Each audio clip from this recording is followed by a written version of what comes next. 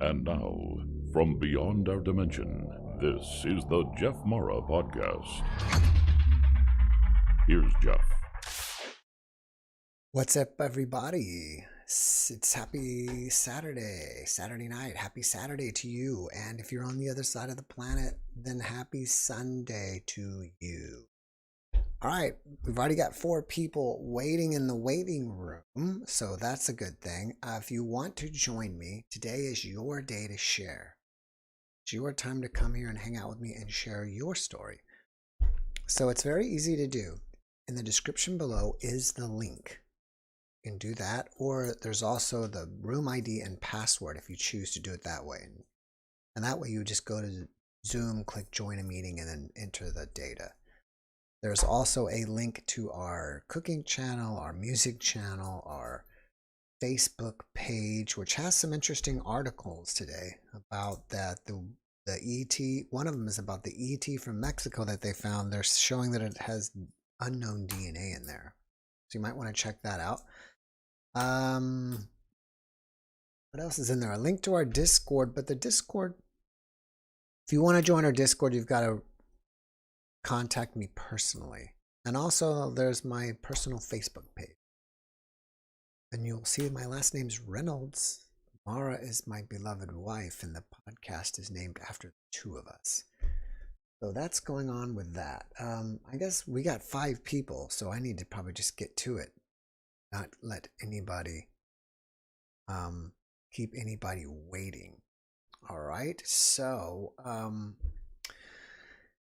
we got Lakshmi, Levin Silverstone, Ariel, Knight, and Patina already lined up. So Lakshmi, actually, you know what? If you guys don't mind, I'm gonna bring in Ariel real quick first, because she was a guest and her book is out. I want to pop her and she can talk about a new book. And Ariel did have an amazing NDEs, one of my personal favorite NDEs, and that is she woke up on a pod on a starship. Hello. Ariel. Yes. Hi, All right. how's it going? Great to see you. Congratulations on your new book. Thank you very much. Appreciate it.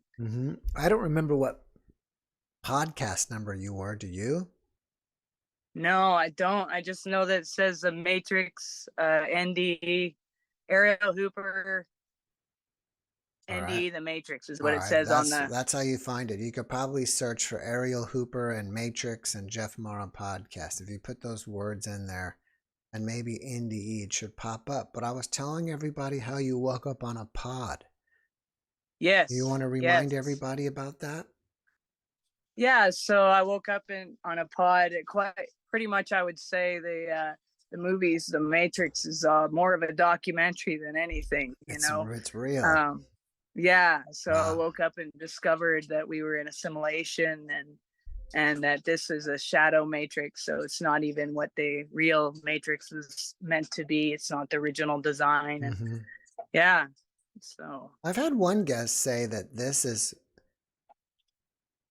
a copy of the real deal, but then it's been messed up or something. It's been... Yeah, basically it's been fragmented from the truth, What else do you talk about in your book?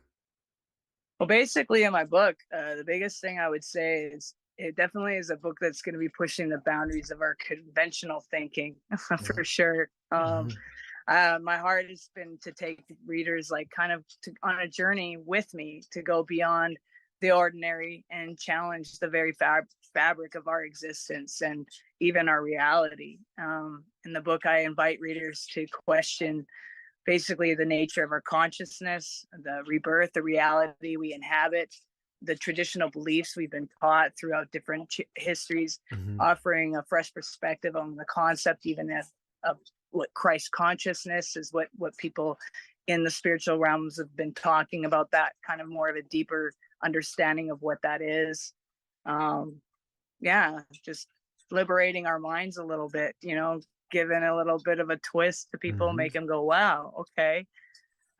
let's rethink things here. And then I give some really good foundation to show like why I even came to these conclusions. You know, what else was it just the experience I had in an ND? Well, it was beyond that. I mean, I took a lot of time traveling across the country. I took a lot of time even being in solitude and being by myself, where I separated myself from everything, where any noise could, you know, interrupt that. And I came to the same conclusion of what my experience was in the NDE. Everything in that was right here. So therefore it was worth writing about, you know. Well, you're sitting in front of it and I can't see the title. So what is the title of your book? It's Awaken? Awaken, The Lion Escapes the Matrix, and it came out on December 1st. It's been released on Amazon, so it's available right now. Cool. Is that the Yeah. only place you can get it is Amazon, or do you have a website too? Right now, I just have it on Amazon. I do have a website, but my web designers are still working on all of that, so it'll be up soon with that as well. Cool. Now, did you end up using a publisher or did you self-publish? I ended up self-publishing, and that was because even the publishers that offered the contract and offered something for me to go with, they even suggested I might do just as well self-publishing myself. And so with the wisdom I was given even from some friends that are like some of New York bestsellers, if I, you know, did enough advertising and did things the right way, that I could probably do okay without going through a publisher. So that's what the route I've taken right now, you know. And they said you can, even if you publish on Amazon, it doesn't stop you from still opening up other avenues if something comes to you that you're willing to sign on to. So that's cool. Well, that artwork, yeah, the artwork looks really awesome. Thanks. A very good friend of mine from Canada, Terry Van Roon, did this. He's an amazing artist and pretty well known out there for his art. So I was very thankful for his artwork. He did a great job. How is your health doing? Because I know you've had some ups and downs. Yeah, that's been a challenge. So, I mean, thankfully, I've got an amazing team of many multiple specialists. I think I probably have the most specialists for one person, but they're all working together. They're all communicating together, and we're doing our best to figure out everything we can do while I'm in this place and here, and what we can do to keep me going. And between that and what I do with, like, I run a holistic health center here. So, between what I'm doing here and what I've got going on there, it's keeping me maintaining, but it's a process and it's painful. It's not always fun. You know, I never talked to you about this. I mean, in your story, we've talked about that your pod was basically on a spaceship or a starship, but I don't know if we've ever talked about, have you seen UFOs here on Earth or had any ET contact? Definitely. I've definitely seen things in myself. I mean, the experience I had, I went through so many different dimensions and I got to experience being in each being. So for me, the connection is still there. So I still have visitations. I still talk, you know. For me, the dead aren't even dead. They come and talk to me. I usually am getting to the point now where I'm begging for sleep. So it's been wide open for me. And yeah, we've definitely, especially here, we've definitely seen quite a few unidentified, you know, and we've looked them up and seen that others have had similar pictures and similar things that we've been seeing too. We're right near the San Diego area. So, I mean, you could just look up like weird things in the sky in San Diego. We get them all the time. You know? Well, and the thing is, the reality for me is we've all been already here, you know? So just people are becoming aware. This guest that I'm going to be posted tomorrow is an amazing UFO contactee. I'm telling you and everybody listening, an amazing contactee. And he is the second guest. I had another guy from India a couple days ago. He was a great guest. His accent was very strong, so it was difficult for some people for Americans, you know. But both the guy from the other day and yesterday who I recorded, both are saying that there are underground caves full of human gray hybrids that are ready to be released on this planet. whenever our population decreases, they're going to release them. So that was pretty shocking. And we had a great conversation about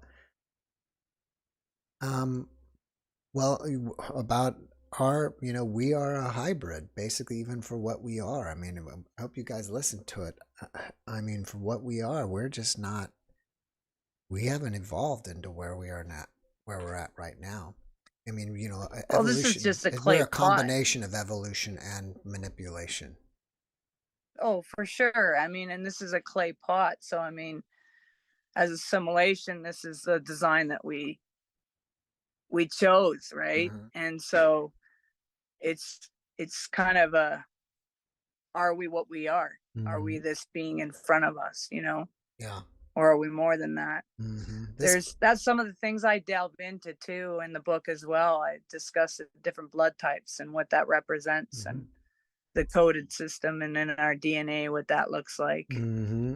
He even claimed that according to the book of Enoch and what he was saying, that Noah is the first blonde-haired, blue-eyed person. That was the next upgrade. And Makes sense. and that was the next upgrade. And they tried to wipe, the flood was, they tried to wipe out everybody before that, but actually it didn't work. No, it didn't. No, and that's the thing. That's what I was saying. There's many of the things that we think are not here are here. Our yesterday is here. Our tomorrow is here. We're all here.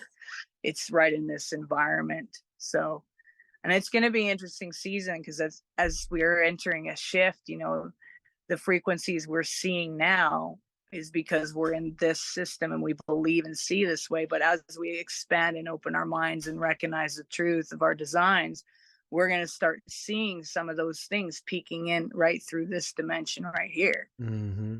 This guy, my guest from India the other day was saying that there's going to be some event coming up, whether it's a polar shift or a solar flash or something, but that is going to enable us to really see our true, who we are, who our history is, and Yeah. see the ETs. And at Yeah. that point, we can choose not to be under their rule anymore. And Exactly. he's talking about that that the ETs have us hooked on technology. So when everything crashes technological wise, we'll be begging for the technology back. And then we'll give up our sovereignty. Unfortunately, yes. Yeah. We've become addicted to these things, and our original designs are hunters and gatherers, not this technical way of living. And I guess I'll just spill a little bit, but this guy also tomorrow, I just remembered that ultimately we may end up being pets for the Greys. We'll just put it that way. We'll be the new dogs. We're hoping not. We got a team of us hoping that ain't the case. Hopefully more of us will keep rising up in our intuition and wake up and walk in our places, and we'll be okay. Right. So, this is, I mean, I'm not saying this is going to happen and this is someone's opinion. I haven't talked to the Gray, so I can't give that information out, but I thought it was fascinating. And he gave, he's a scientific mind person and gave some good information and evidence. Yeah. I mean, a lot of stuff you're saying that he's sharing, I'm going to say is true. Mm-hmm. It's same with what I've been shown. Mm-hmm. So definitely there's possible. There's some things there. Yeah. Well, listen, Ariel, I've got to run. I've got 4 people or so in the waiting room, but I wish you massive success with your book. Again, it's Awaken the Lion. Again, I can't read it, but it's Awaken the Lion. Awaken the Lion Escapes the Matrix. The Lion Escapes the Matrix. If you guys want to check it out, it's on Amazon, right? Or That's find correct. out more Yes. about it. All right. Awesome. Thanks for popping in and telling us about it. I wish you massive success, and I'll see you later.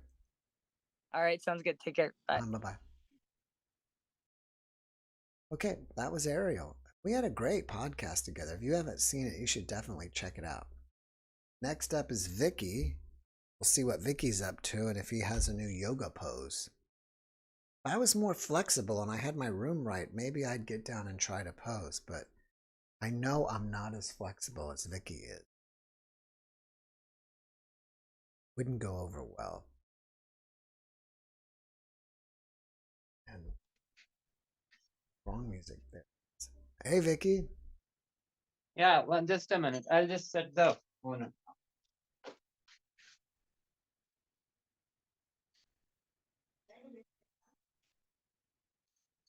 Yeah, There you are. I just bought the charger. Yeah. So how was your vacation? Yeah, it was fine. That's great. Yeah. What is I'm back what now. is your theme today? Today I'm just I've not yet decided, but my theme is I see you, I can still hear you and I can still see you. I can still hear me and I can still see you. Interesting. You know, I had a guest the other day from India. I don't know if you saw that one. No, I could not see because I was on tour, I could not see. Oh, he was from Tridon, Peru, something like that. Almost to the I don't very bottom of India. Further I've not south heard than of you. further South India, is it? Further in southern India. I'll tell you in a second here. Give me 1 second, like, because I wrote it in the notes where he was from. He is from Trivandrum. Trivandrum, Yeah, India. You know I have been Trivandrum? there. You've been Yeah, I there? have been there. Yeah. I know the place, but Mm-hmm. what is the guest name? He was a specialist. He was a specialist on ETs. You guys, we probably be a good guy for you to talk to. His name is Ashwin Venu. Okay, I'll just go through the podcast. Yeah. Yeah, check it out. And is Mhm. that Tsar Nicholas or somebody Yeah. else? No, it's Tsar Nicholas. You gave him a different outfit today. He doesn't look Russian. No, it is a civilian cloth. Hmm. So he used to wear such clothes as well. All right. I don't know if you can do any yoga poses today. It looked like you were wearing a dress, and I don't think that would work out But right. still, I can do. Still, I can do yoga poses. What is the pose that you want to teach us today? I can do a pose called a pigeon pose. Pigeon pose. What chakra is this supposed to activate? This activates the navel chakra. Navel chakra. Yeah. All right. There's another name. What do they call it? It's not the root. It's the next one up. Yeah. I'm sure It's somebody called in the the navel chakra, somebody in the chat will or give me. it's also called a Swadhisthana chakra in India in Sanskrit, Mm-hmm. but it is the navel chakra. All right. Let's see how you do it. Yeah.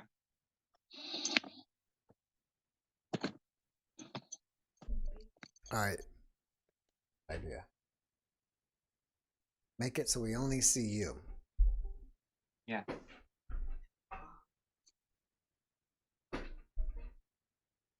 So you got to begin like this and then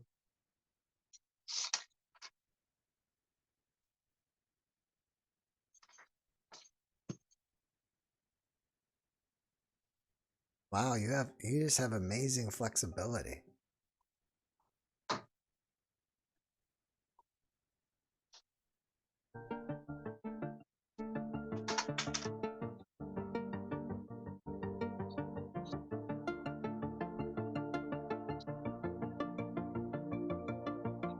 Do you do poses every single day? Is that part of your daily regimen? I do on a monthly basis, like monthly 9 to 10 times. 9 to 10 times a month. Yeah. All right. And shall I repeat this in the opposite direction as well? All right. You know, I had a conversation with somebody the other day that she was talking about ET involvement. This is off the air. And the ETs were trying to make her like a breatharian. Oh, yeah, most of the ETs are so speedy.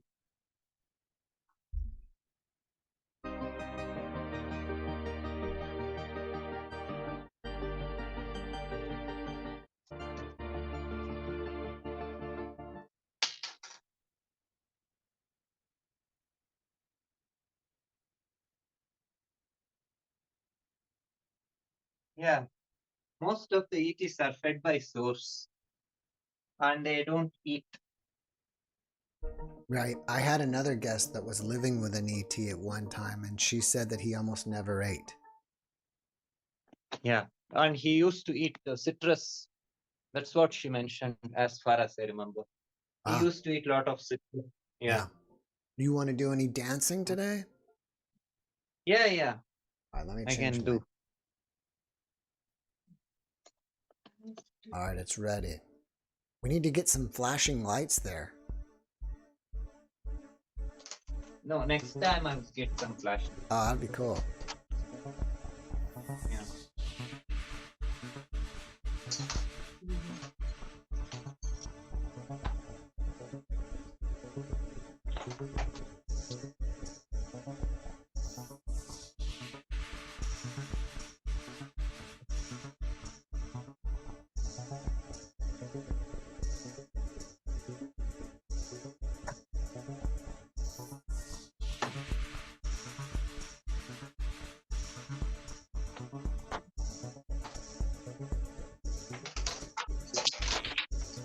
That was great. Thank.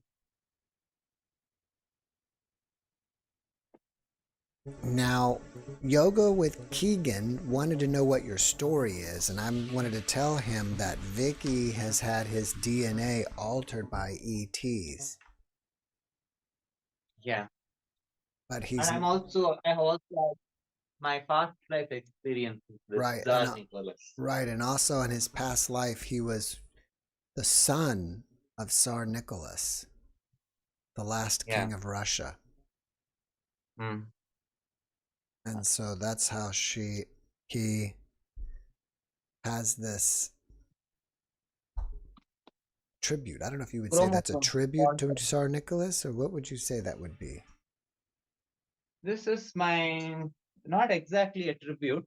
My memories with and my also my pending contract with Tsar Nicholas. Hmm. Spirit contract. Yes. So I have lots of pending spirit contract with Tsar Nicholas, which starts from the year 1780, that is 1800s. Have you ever So have you ever been curious if Tsar Nicholas has reincarnated and he's on the planet right now? yeah, as far as during the regression, I mentioned that he has not yet reincarnated.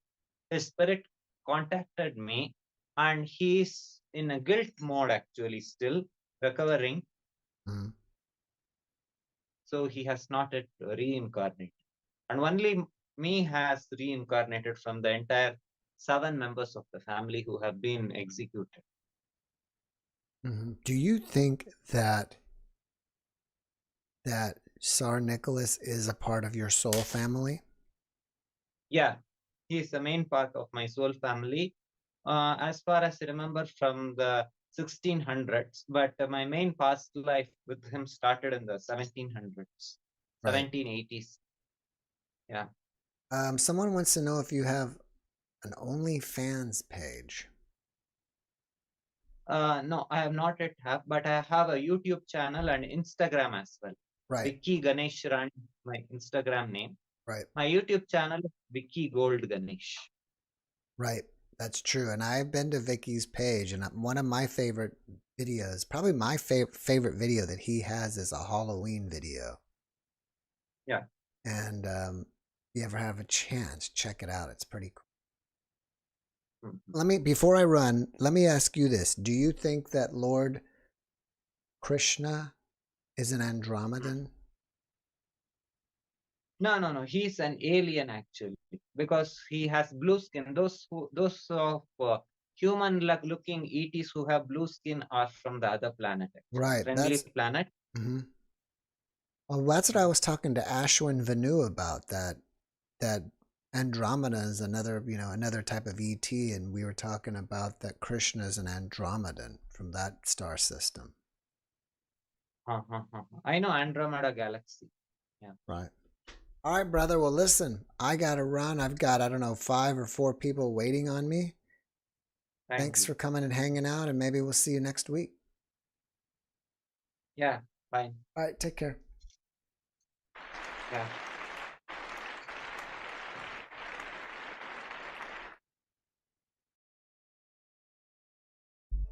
All right, next up is Levin. And then we've got Knight and Patina. Knight and Patina, if you are here, we need you to identify yourself in the chat so we know that you are a serious person here and not, oh, I forgot to turn myself back on. We know that you're a serious person here and not a troll. Oh, I'm not a troll. No, not you. I'm saying Knight and Patina. We know I was Levin just is kidding. not. And by the way, if you see the mug, is it up here today? I attached it. The Spirit Heart, Spiral Heart mug here is designed by Levin. So that's Levin's artwork. So what's going on, brother? How are you? Great. How are you? I'm good. What do you think? Do you think Krishna is an Andromedan? Yeah, well, blue skin Arcturian, I guess. Yeah. You know, you never come here and really talk about ETs. What is your take on ETs? Well, Do you have one? they exist, but I don't have any connection with them. My awakening was different than, you know, everyone has a unique experience, right? So, You yeah, don't. they exist. They For exist. sure. Okay. For sure. Do you think we are part ET? Yes, we are. I mean, the knowledge is that we have around 22 genetic material in our body from 22 different alien races. So we are definitely hybrid. I was thinking about it, and I was thinking, and this guest that I had on, which I'm going to talk about, I'm going to post tomorrow. You know, if our mental capacity was, you know, not very intelligent, you know, like maybe the intelligence of, I don't know. I'm trying to think about how, you know, some animal, even, I mean, I think a dog is an intelligent animal, but let's just say where intelligence was the same as a dog, we wouldn't survive because, you know, dogs wouldn't know how to go clothe themselves, and, you know, we're depending on clothing, we're depending on bare skin. People like me are depending on covering up, or we could get skin cancer. We don't really have the tools to, you know, if we had to just, we depend on tools. If we didn't have tools, we couldn't just go, we don't have fangs and claws to go get meat. You know what I mean?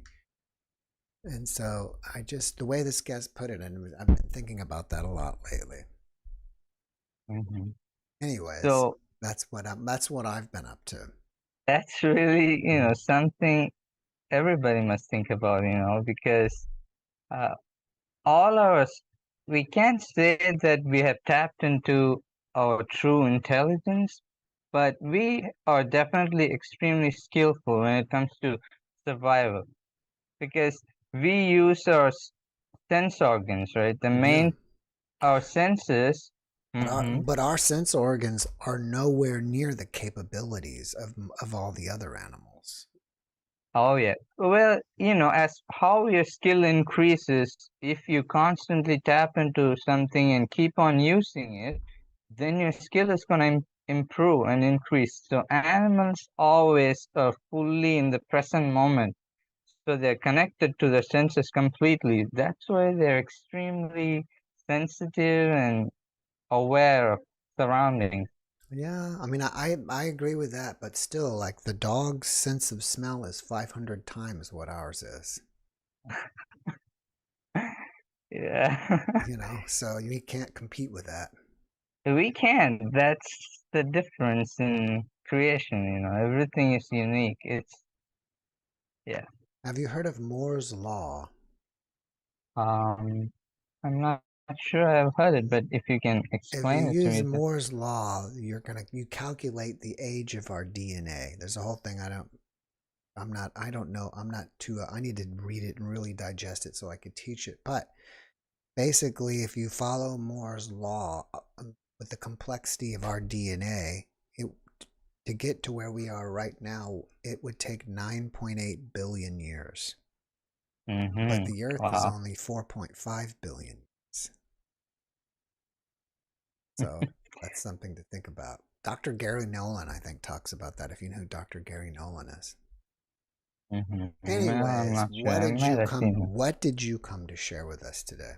Well, you know what? You always have all the guests and you allow them freedom. They all speak and you don't say that much. So when I come, you can also talk to me. It's fine. I like to exchange community. So that's good.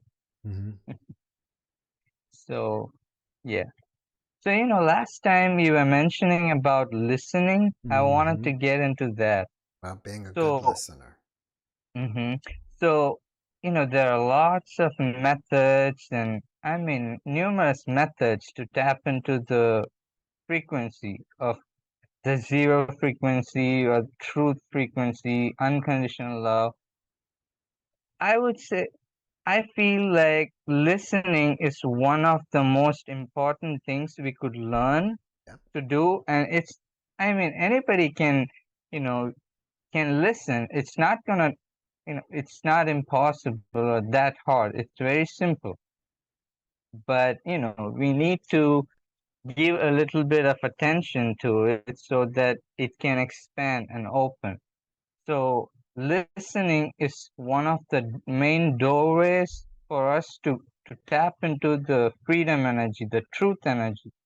Because, as time goes by, everyone knows, and you're also having all these guests.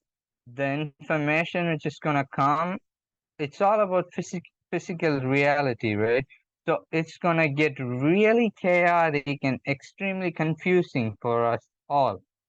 So it's best that each and every one of us tap into the the vibration of truth so that no matter what happens outside, we give our attention to it.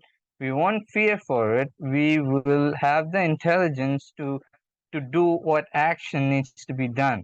So it's really the situation demands us for all humanity to be awakened right now.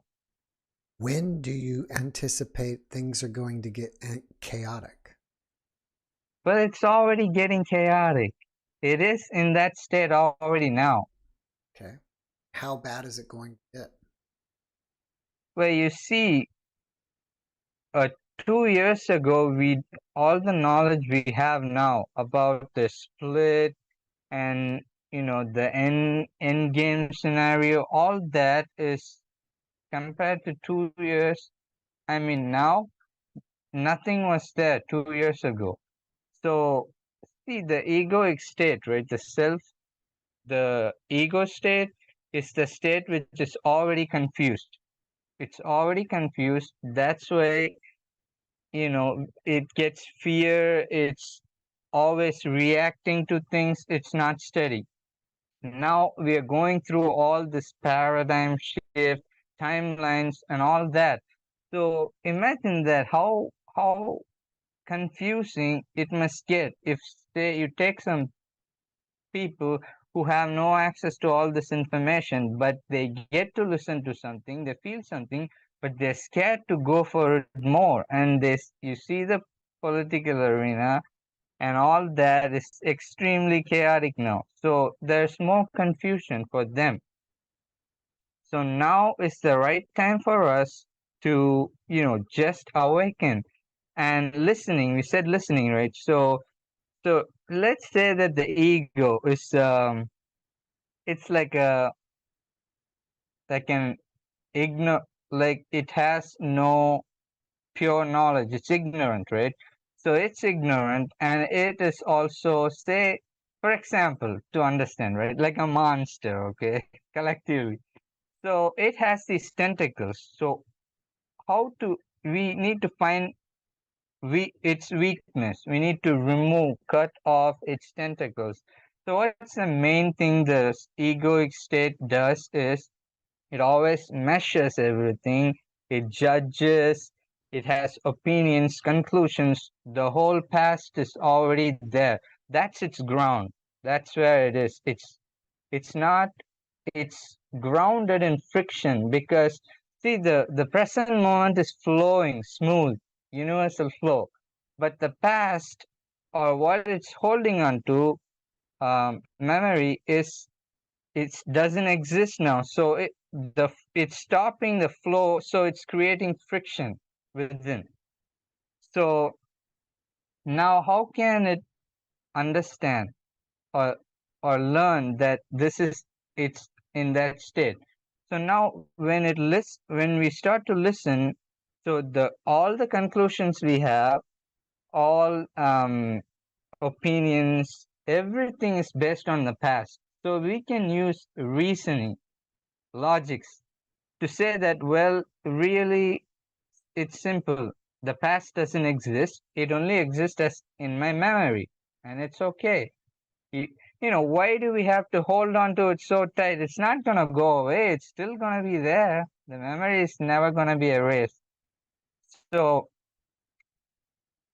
Yeah. so, Well, you so, make a good point that it's hard to mhm, let go of the past because everything in our environment is from the past. yeah. That house you're sitting on was built in the past. But that's the thing. Everything, our relationship with the world is completely material related. But what we have to see here is the material it's always impermanent. What we think it's important to us, it always changes. It cannot be. And to the egoic state, you see, we already spoke about this. It's conditioned by pleasure and pain. So, say for example, if say the egoic state is gonna have, it's happy for 3 days. It can't actually. Then what will happen is the ego will say, well, I'm kind of happy for a few days now, and that's not right. And it'll say, where you have done that in the past, you have been bad, and it'll go into self-destructive. That's its quality. So it'll judge itself, and then it'll say, you don't deserve to be happy, and it'll throw the body into pain. So you see, the state can never be free from um, friction or conflict. It's always going to want pleasure, pain. So then, if we really see all this consequence, then we want to do something about it because before we didn't know all this. So now what we do is we say, well, then what am I going to do about it? And then we say, well, all the relationship you see, even though we hold on to the past, all people we are related to are alive in the present moment. We are taking only the people who are alive, right? Yeah. So the relationship is always in the present moment now. So why the past is only coming and creating more conflict? So what we do is we say that, well, relationship is all that matters. So I don't want to hold on to the past. It's creating conflict. So we just like you say you're carrying a trash bag and you're gonna put it in, the government is coming to take it, and you carry it, and the moment you see the bin, you just drop it. You don't carry it all, forever. Like the same way, the moment you understand the past does this to us, you just drop it. It has no power over us. Yep, that's a good advice. Levin, I got to run. I've got 3 people waiting on me, but thank you for coming All and right. sharing, brother. Have All a right, brother. great rest of your weekend. You too. You guys take care. See ya. Bye-bye. Bye.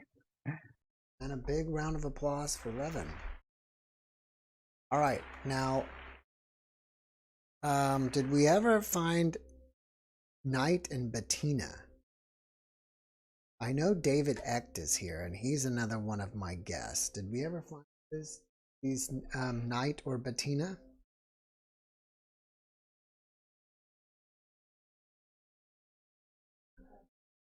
All right, while they're checking in, let's bring in David, and then you can check in on them. Now, David was a past guest. I don't remember what podcast number it was. Hopefully he will remember and we'll check into it.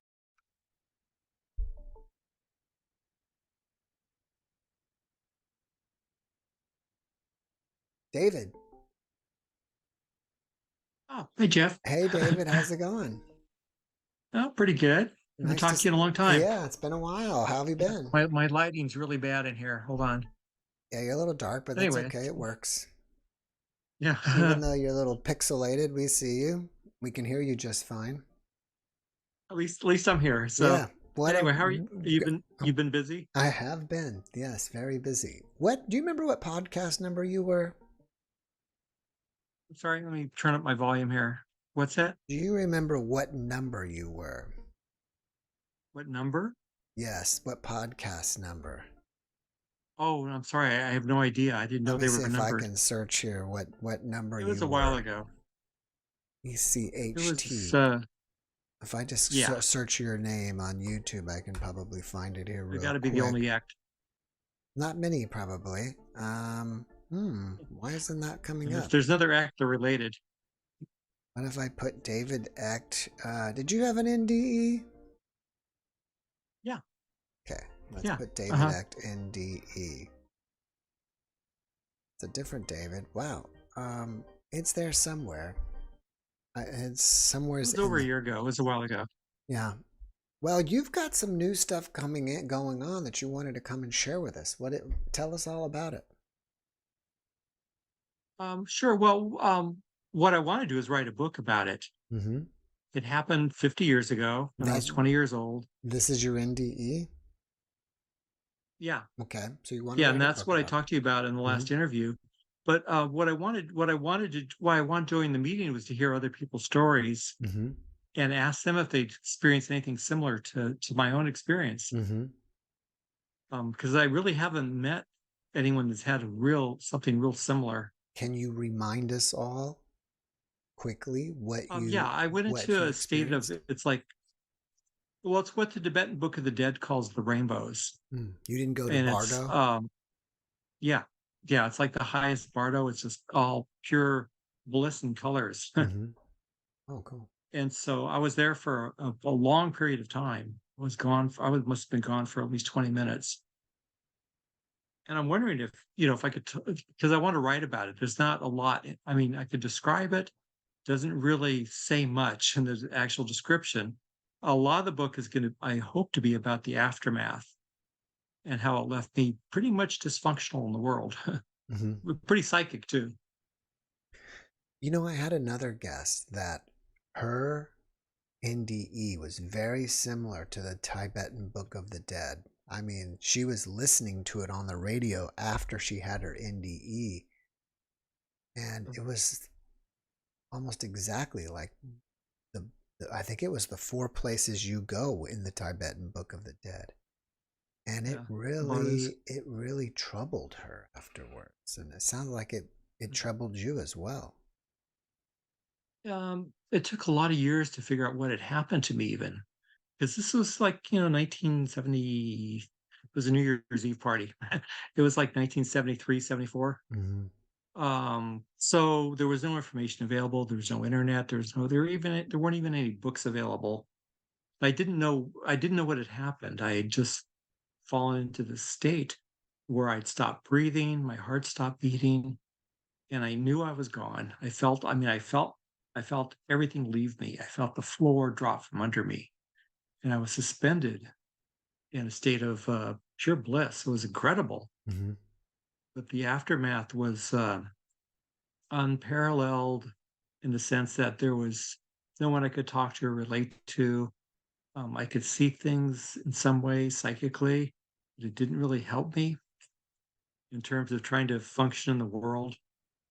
So I'm wondering if that's why I was hoping there'd be like other people I could talk to would hopefully have similar types of experiences. Have you checked out the Facebook near-death experience groups? Yeah, I have. I don't know what's happened to Facebook. It's really messed up these days. Because there's one. There's one Facebook group that has over 100,000 people on it, and many of them have NDE in it. I think that would be a great place for you to post and say, I had this experience. I'm looking to talk to other experiencers who had something the same or very close to the same. Okay. Do you know the name of that one? What the I group think is it's called? just Because I called. may have. I'm pretty sure there's a lot of those Facebook groups about near-death experiencers, but Yeah. I'm very sure it's called. I'm just gonna look. It's just called near-death experiencers. That's it. It's got Okay. 175,000 members. Man, that group is Wow. just exploding. So if you Yeah. can't find it, then just email me and I'll send you a link to that. But that would be a That'd be perfect. I awesome. mean, I think I may have. No, go ahead. I'm sorry. It's okay. I was just saying, out of 175,000 people in that group, I would assume there's got to be 10 or 20,000 experiencers there, minimal. I guess if you'd put Yeah. 10%, 17,000. That's pretty good. Yeah. Yeah, because I'll look for it. I may have. I'm probably a member, but Facebook just stopped putting that on my feed, and I couldn't find it again. Mm-hmm. And this is a So public group. It's not a page. It's a public group. yeah, I understand that. So I'll look for it. It's just called the Near Death Experience. It's not, there's no it's just near-death experiences. Okay. And the Yeah, guy who I'll started definitely. it, his name's Ned. He's actually been a guest of mine too. Ned Matinea is the one that Yeah. it's his group. It's just exploded. Wow, I was surprised. I remember it was around 105 or 110, 15, maybe 20, 25 at the most, but now it's already up to 172. That's a lot for Facebook to get a lot of people. It is. It's a ton of. And it's a lot more common than I'd ever imagined. Yeah, I think with all the resuscitation going on now, that I think NDEs are common. It's getting popular. Yeah, it's the new thing. Yeah. Yeah. Everybody's got to have one. I spoke to somebody today. Do you know much about ketamine? I'm aware of it. The ketamine, the drug. Yeah. Well, I've had a medical doctor who had an NDE over kind of ODing on ketamine. He was partying and did a ketamine. Oh, And then sure. I had another guest that she knew somebody, I don't know if it was a doctor or whatever, that knew the dosage to give her, and she had an NDE.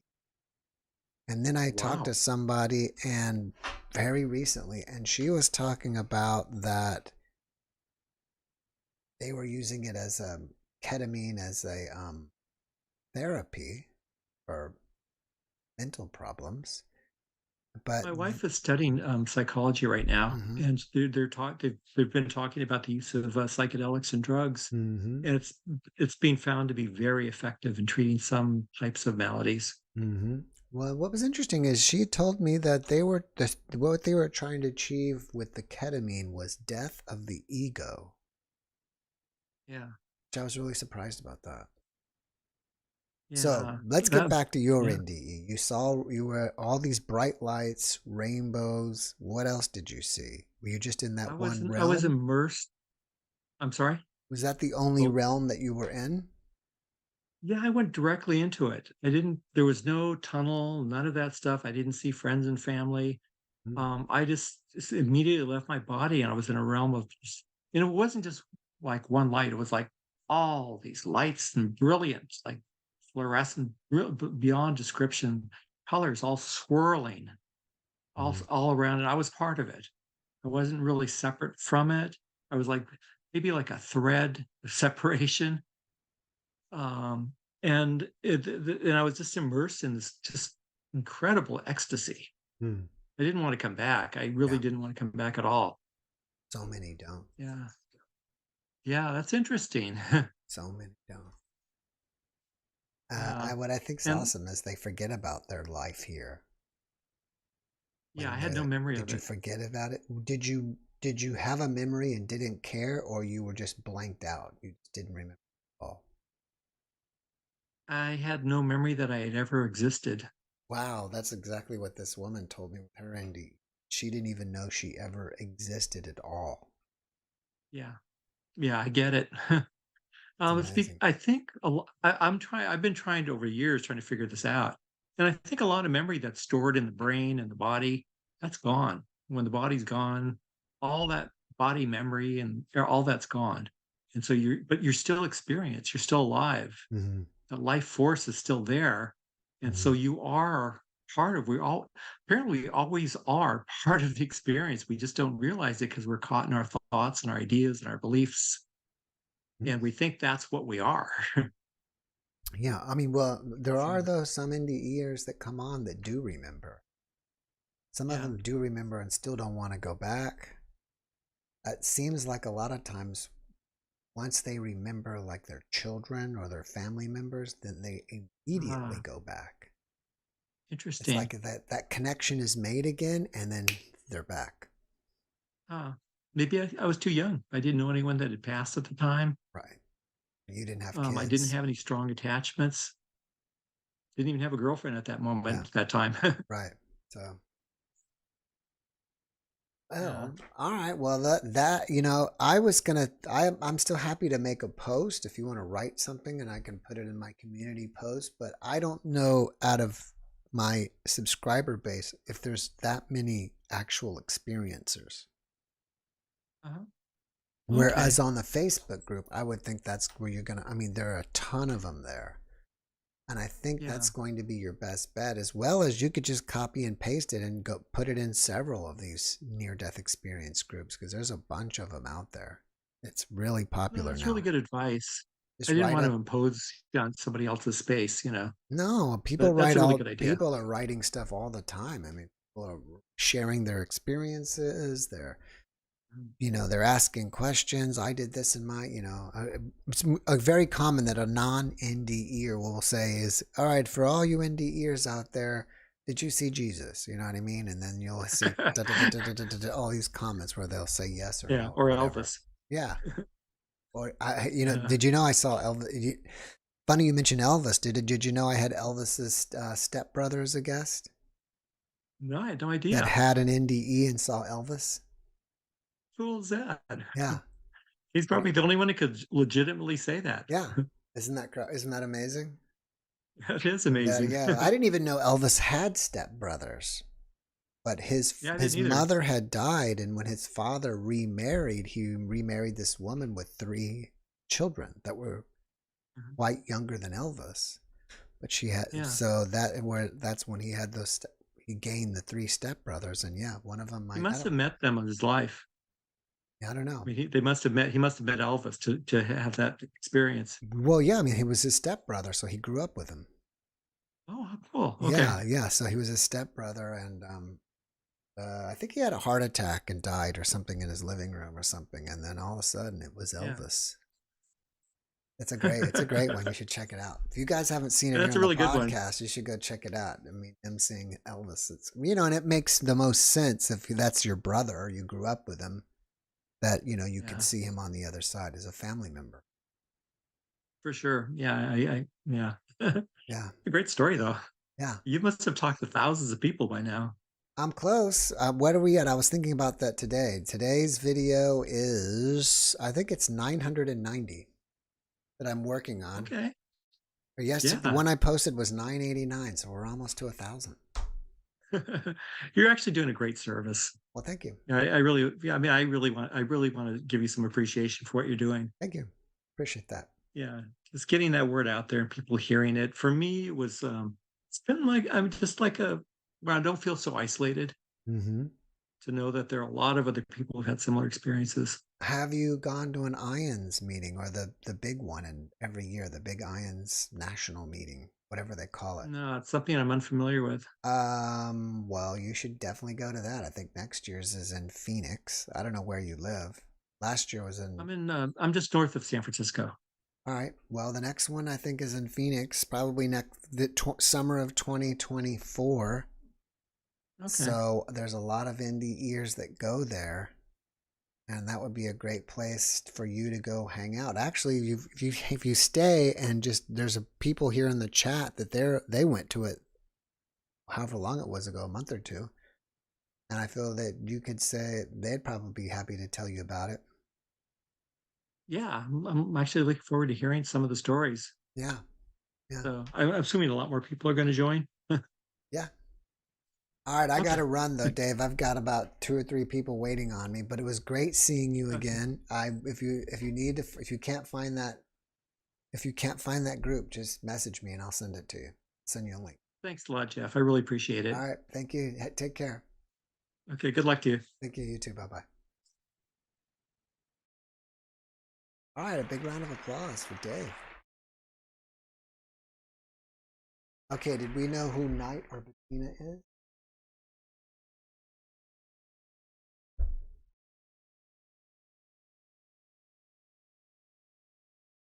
Oh, okay.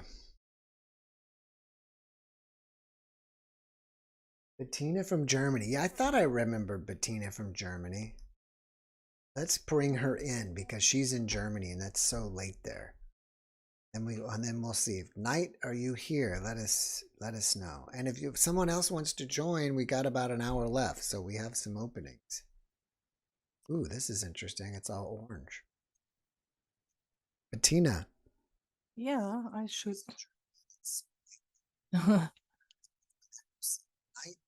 You're in the orange realm. Someone else wants to join. We got about an hour left. So yes. Okay, I think it's the Black Race Bannon is Knight. Is that you? Hello, yeah, just a moment. I have, where do I stop my video? So Okay. better? So, can you see me? No. Not I'm in the orange realm with you. in the wrong row. A lot of times we end up in the black void here, but today we're at orange. I've never had this with a guest before. Video. All right, I see you, Knight. So we'll get you next. Thanks for letting us showing. So why can't you see me? I have no idea. Better? Negative. So, why is it not working? Well, why not? I'm going to do this. I'm going to put you back into the waiting room. I'm going to bring the next guest in and you can troubleshoot. Maybe you've got to see what you can do with your camera. I'm not kicking you out. I'm just going to put you back, okay? So we'll still be here, all right? All right. Okay. And we'll bring in Knight.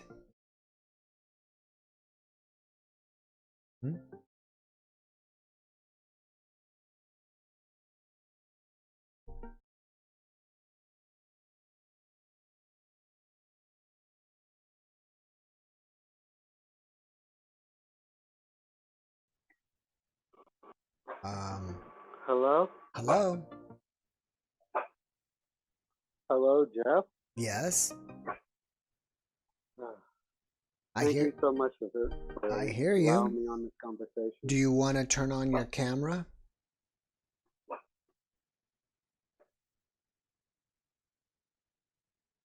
Yeah. There you are. All right. Have you been here before? Hi. Hello. Have you been a guest before? I tried to talk before. No, I haven't. Oh, okay. Well, thank you for joining us. Thank you for joining us. Where are you from?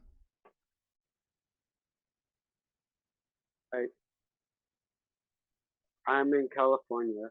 Oh, okay, great. Well, what would you like to share?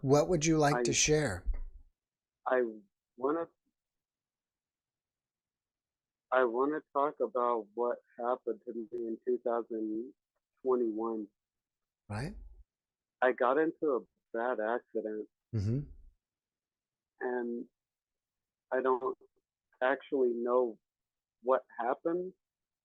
I don't want to go into the details of how it happened, but all that I know is that when I woke up, I woke up in somewhere dark. Okay, completely black. Someone said that they loved me a lot. Cool. Was it completely black? Yeah. 100% dark? 100% dark. It felt like I was bathing in oil. Was it velvety?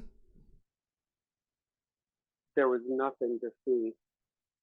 Sounds like you were in the black void. I don't know what it was, Jeff. I'm not a religious person. But I got into that accident and I woke up in this darkness and it said, somebody said that they loved me a lot. I don't know who it was. You don't know. I don't know what it was. And it said he loved me a lot. He said he sees me every day when I go to sleep. But he sees me every time when I wake up in the morning. And I really don't know what it was. How long ago did this happen? It was in 2021. Do you think I don't know what it was. All right. Do you think you can turn up?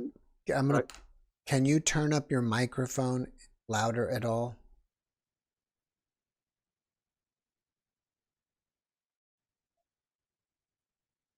I've got it up as loud as I can get it. All right, I think that's a little better. So I'm sorry to interrupt you. What were you saying? I've got it up as loud as I can. That's better. It's good. I'm talking into the microphone as best as I can. Yeah, that's good. So I interrupted you. What were you talking about? I apologize. Whatever something said to me said that they loved me a lot. And they said that they seen me when I go to sleep and they see me when I wake up every morning. And then they said that I'm going to have a hard life because I chose something like this. And I don't know what any of that means. I really don't know. Well, are you new to this channel?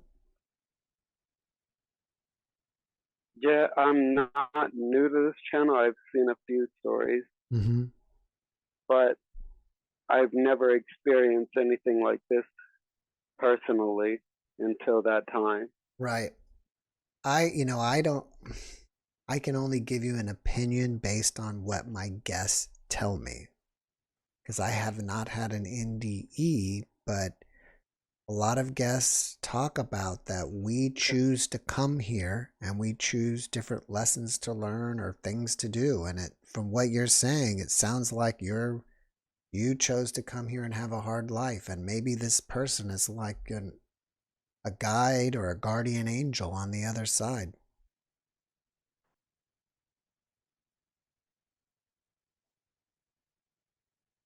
I think it might have been a guide, but like I said, I'm not religious or a spirit. This is the first time I've experienced anything like this.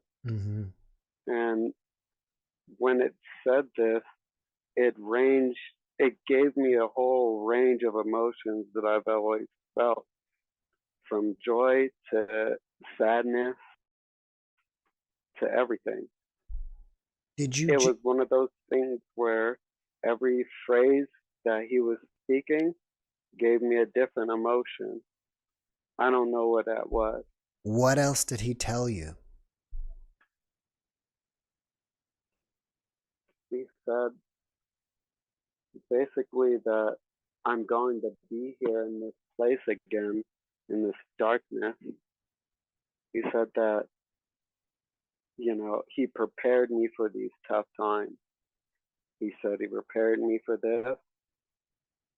And he said that he loved me so I can experience all this. And when he said that, it was one of those things where it was every emotion that I've ever experienced in my life. From joy, from everything. And I don't know what that was, Jeff.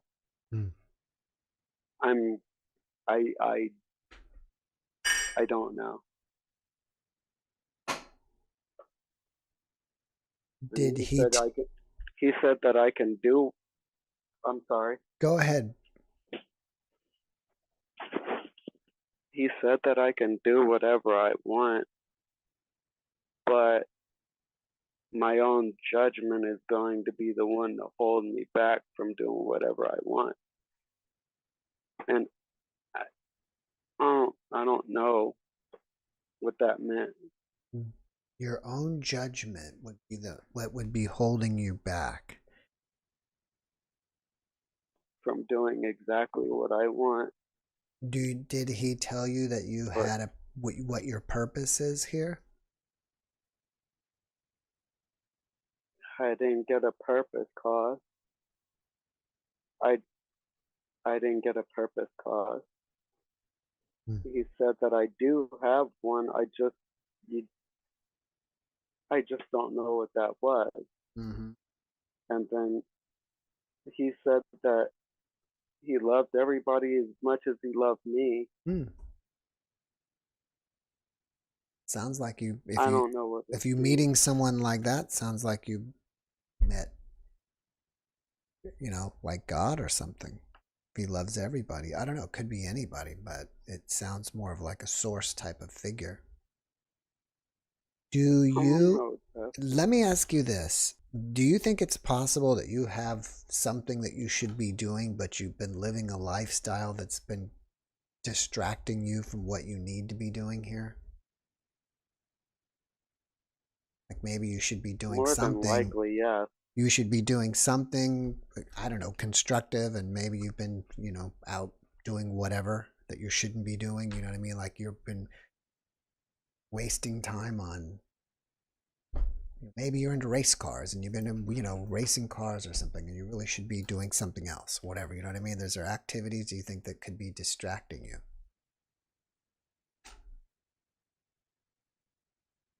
I felt like it was one of those things where it said I can do whatever I need to and do whatever I please, but I just don't know how to be better about myself on that. Right. Because, like I said, it gave me the information to say I can do as ever I please, but my life is always still going to be tough, no matter what I choose. Right. Because I chose this kind of a life, apparently. Right. I don't know what any of this means. Well, again, have you? You know what? Have you? You might want to. Here's the best people to talk to, and I think it may be even free to talk to these people. You ready? Because they are much better. They are much more capable let me see. Much more capable to be able to help you. It's if you Google ACISTE, and it's pronounced assist, even though it looks like it says assist. ACISTE. It's the American Center for the Integration of Spiritually Transformative Experiences. So they help people who've had NDEs and help them process their NDE. And I think they're all like psychologists or something like that, or they're trained therapists, but they help people who've had NDEs and are having difficulty processing them. And like I said, I don't know for sure. I've interviewed one of the people from that support group. I think they do it for free, but I can't guarantee that. But if I were you, I think that would be the best person for you to reach out, because that's, and I think some of the therapists are near-death experiencers as well. And I think that they might, be able to. That'll be very useful. They'll help you work through it and figure out what all this meant, if they can, And what? Oh, I can put it here. Yeah, maybe I can put it in the chat. Really hurtful. What? If you can, that would be great.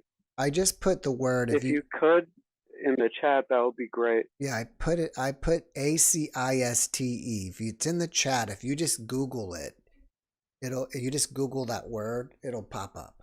because I just Googled it myself. ACISTE. Okay. Assist. Yeah. Okay. Thank you. Yeah, yeah, it's a fascinating, it's a Like I said, well, the great thing is I don't. you felt all this love. You know that you're loved on the other side more than you can imagine, right? I never felt that kind of love in my life. Right. That's what a lot of Ever. experiencers say that they never, and we even talk about sometimes that Never. maybe it's not even possible as a human to experience that amount of love. You can only experience that amount of love on the other side. I don't know what it was. I couldn't see it. I tried to look for it. I felt myself trying to look for this voice. I turned around. I looked left and right. I couldn't see anything, Mm-hmm. but it felt like just a whole feeling of you're going to be okay. Right. I think though when you were And as I looked for this, individual talking,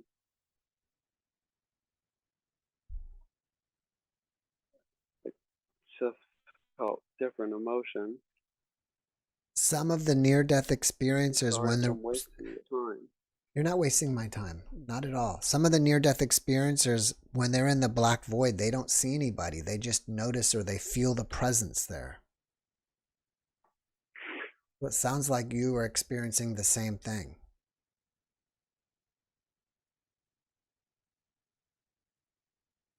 I don't know what it just was too loving. Right. I said, that was the most loving experience that I've ever had in my life. Right. And every time when he would say a statement, it just felt like different emotions of love, something better and better. Mm-hmm. And then he said that I'd return to this place, and I want to get back to that. Right. Right. Well, again, tomorrow, give them a call at ASIST or reach out to them. I don't know if there's a phone number there or what, but there's either a phone number or there's a probably. I'm sure you can at least email them. You could probably email them tonight after we finish. But give them a call, and I think that they should be able to, help you process. Help you process your NDE. And I would hope so. I think there are, and you're not the only one. I mean, there are, a lot of guests have trouble, especially in the beginning, processing their NDE. It takes time to kind of work through it. I wish if I had one, I could give you more. I haven't had one, but if I had one, I could probably talk you through it. But since I haven't, I don't have any. I can't. I'm not qualified. Let me ask you a question. The chat wants to know what's your name.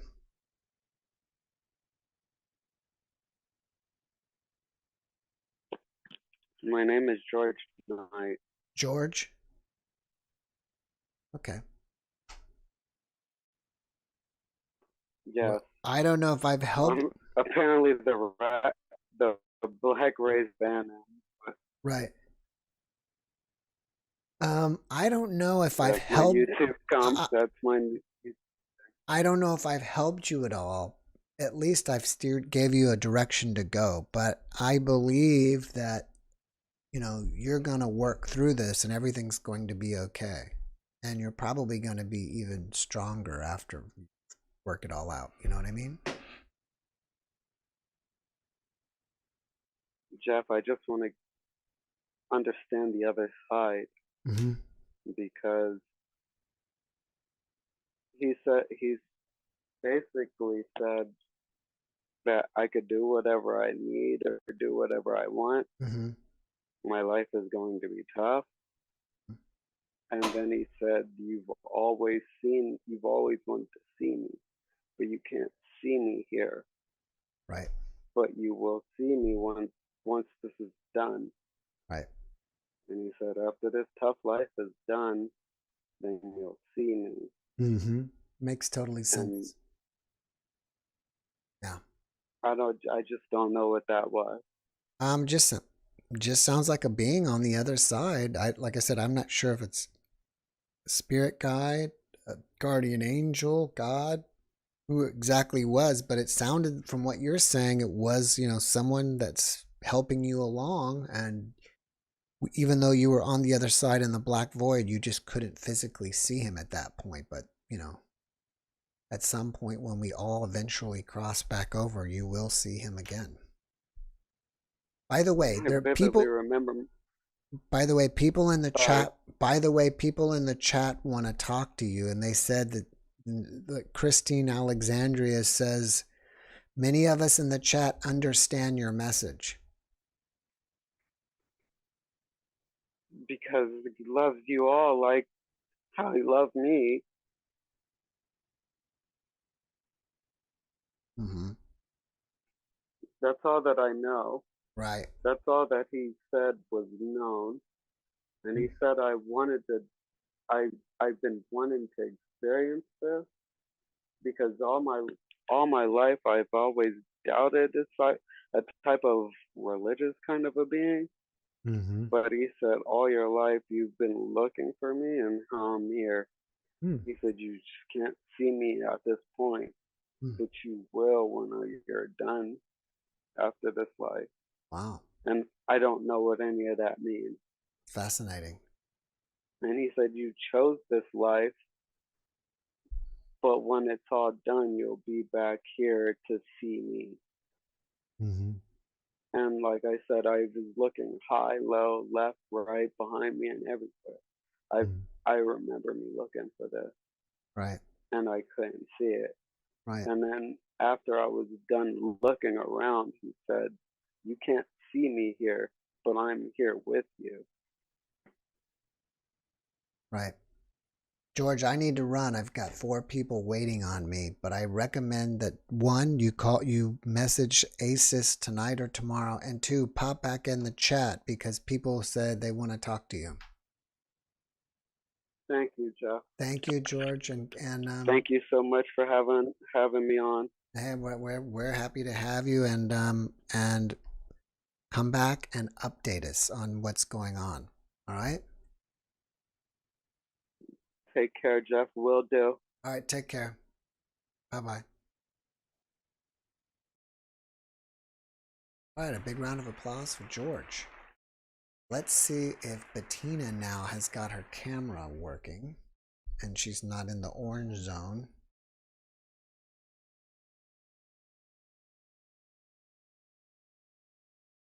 I don't know what's going on. Patina. Yeah. You're hello. working now. You're not all orange anymore. How are you?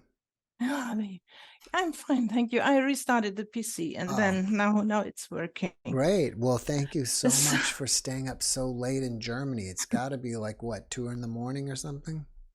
Yeah, 3:30 in the morning. Wow, that's amazing. What city are you in Germany? In Hamburg, in Hamburg. the north. Yeah, I know Hamburg. I mean, I've never been there, but of course it's very famous. Well, what do you have to share with us this evening? Just a little story I want to tell, and maybe that is helpful for somebody who feel a bit sad or distressed or depressed. It is one of these little stories that happened to me. It is when I was in my mid-20s, so quite a long time. I'm over 60 now. And yeah, I was sitting in a train going home from work, and it was a time when I was very depressed. And as always, I was watching the people, having my thoughts about them then. And there was one lady, and I have to say I was in a bad mood in general. I didn't like my life that time, and I was depressed. So I looked at a woman who didn't look very pretty. She had, how can I say, a sad face, and not sad, also with wrinkles, and she didn't look very nice. And I had very bad thoughts about her. I was thinking how ugly she was and that nobody would love her and that I don't want to look like her. And suddenly I had a voice in my head, very clear, a male voice who seemed to be quite angry. And that man, that voice in my head said, if you go on like this, you will look like her. Very straight, very. Interesting. And who was that voice? Sorry? Who was that voice?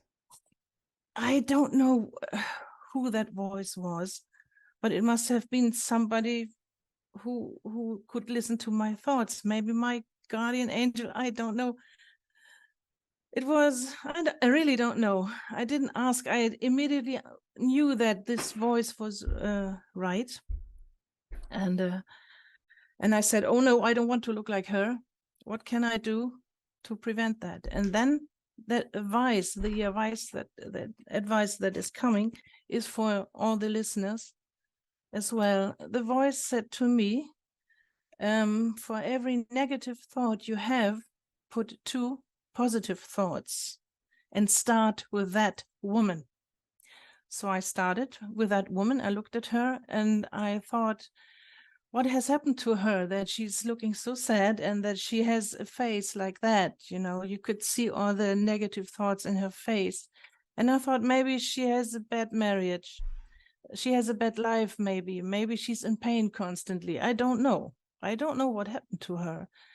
And then I imagined that she was smiling.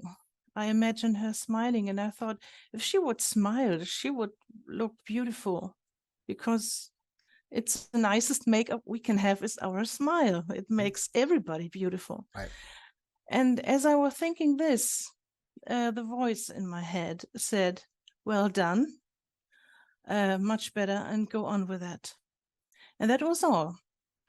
And I have to say, I practiced that. And only 2 weeks later, I felt very much different, better, and not in a bad mood, not depressed anymore. So it's such a simple thing to do that. I think it's a great idea. If you have one negative thought, we all have these negative thoughts, you know, looking out the window, say, I don't want to go out. It's going to be terrible today, or I wonder what kind of people I'm going to meet, or whatever negative thought you can have. Or if you look in your face in the mirror and you said, oh no. You know, these kind of thoughts, you should put 2 positive thoughts. And if you do this with every thought, every negative thought you have, you're going to change your world. Because this is, I think, the thoughts is what our vibration is.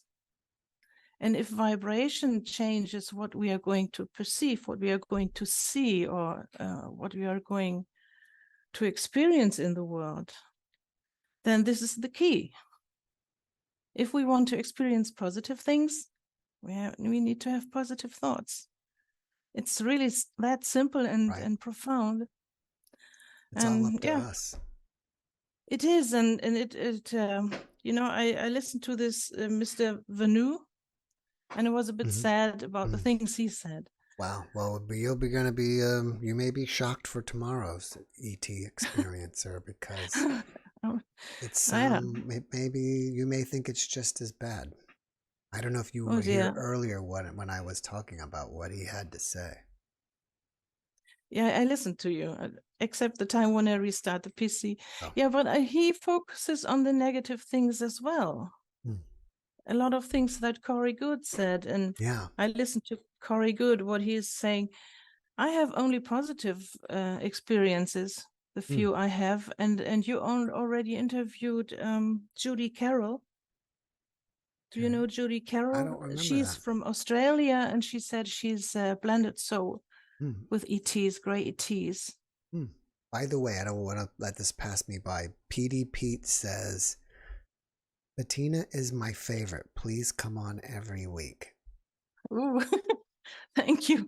Yeah, but you know, I cannot stay every Saturday so late. So now it's Sunday already.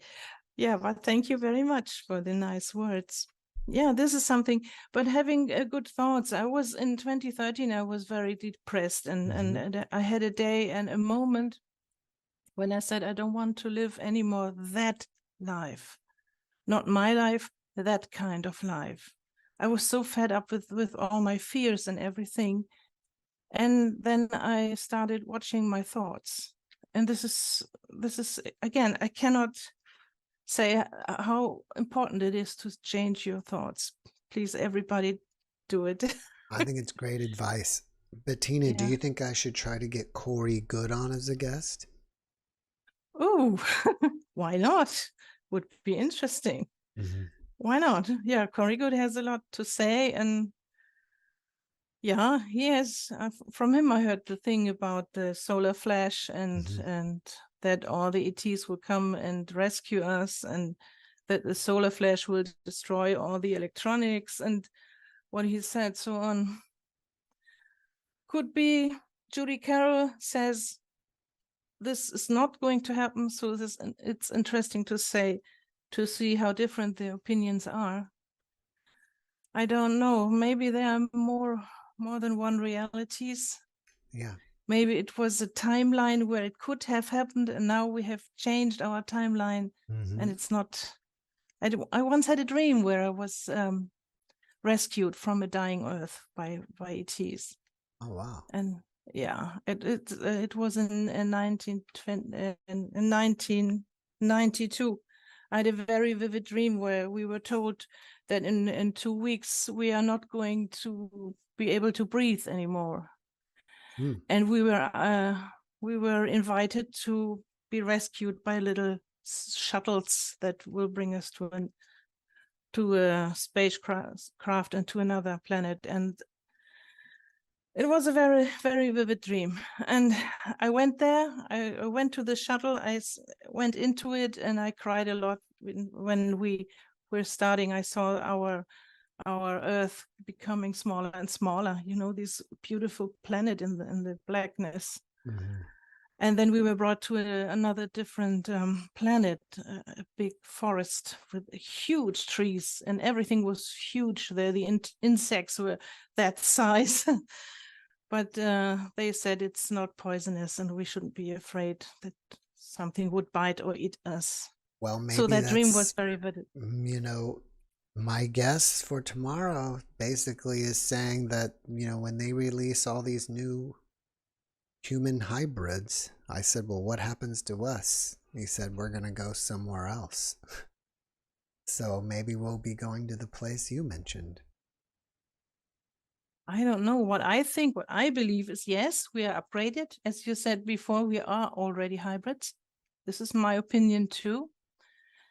We are already hybrids and we are upgraded now. We are mixed with their genetics and it gives us more capacities to think. And I think the new body will be able to host a higher vibration. And with that higher vibration comes more knowledge. I always compare this with a storage device. We can store more data. And I think the new body will help us to incorporate a higher developed soul. So I think what they are doing, yes, they are creating new bodies. But who says that we as a soul cannot reincarnate in that body? Right. It's not only for them. Yeah, I was asking him about that too. Yeah, I think it's for us too. It's for them, it's for us. It's a win-win situation, I think. I'm not so negative about it. It's not that, we are going to leave this body one day.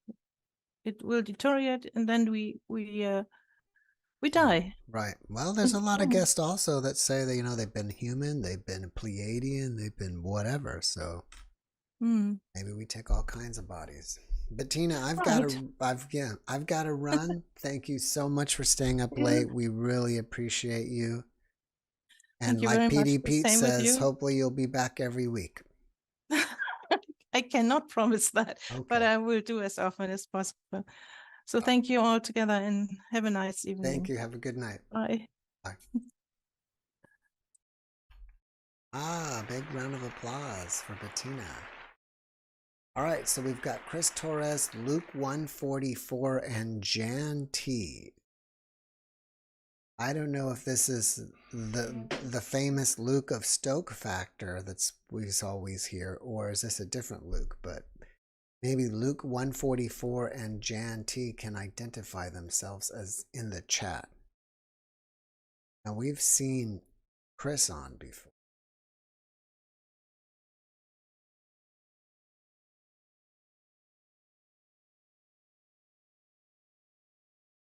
Hello, Chris. How are you? Oh, his sound isn't on yet. I'll have to wait for him a second.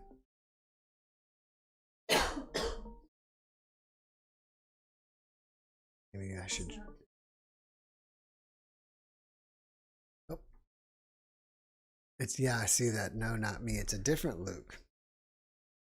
All right, where's my sign that says your sound isn't. Your sound is updating. Is it here? Here it is. Is this it? Here's one. Waiting for audio to sync. Where did he go? Oh. Okay. Hey, there you are. I kind of thought that might happen. All right. How's it going, Chris? Good. Where So are I you kind of today? I actually stay in my dad's garage. Oh, okay. I was looking at that poster there behind you. Yeah, this is something that I've been working on, and I kind of want to put this as a part of my channel. Mm-hmm. And what it is I'm drawing, along the poster, and then I continue on down the wall, and add more to it as I go. Mm-hmm. It looks really cool. Yeah, thanks. Well, so I kind of wanted to talk again about the concept that I've been working on, which is the infinite mind. Okay. And so the beginning stage is going to be the most important because I'm going to turn this other light on. Hold on.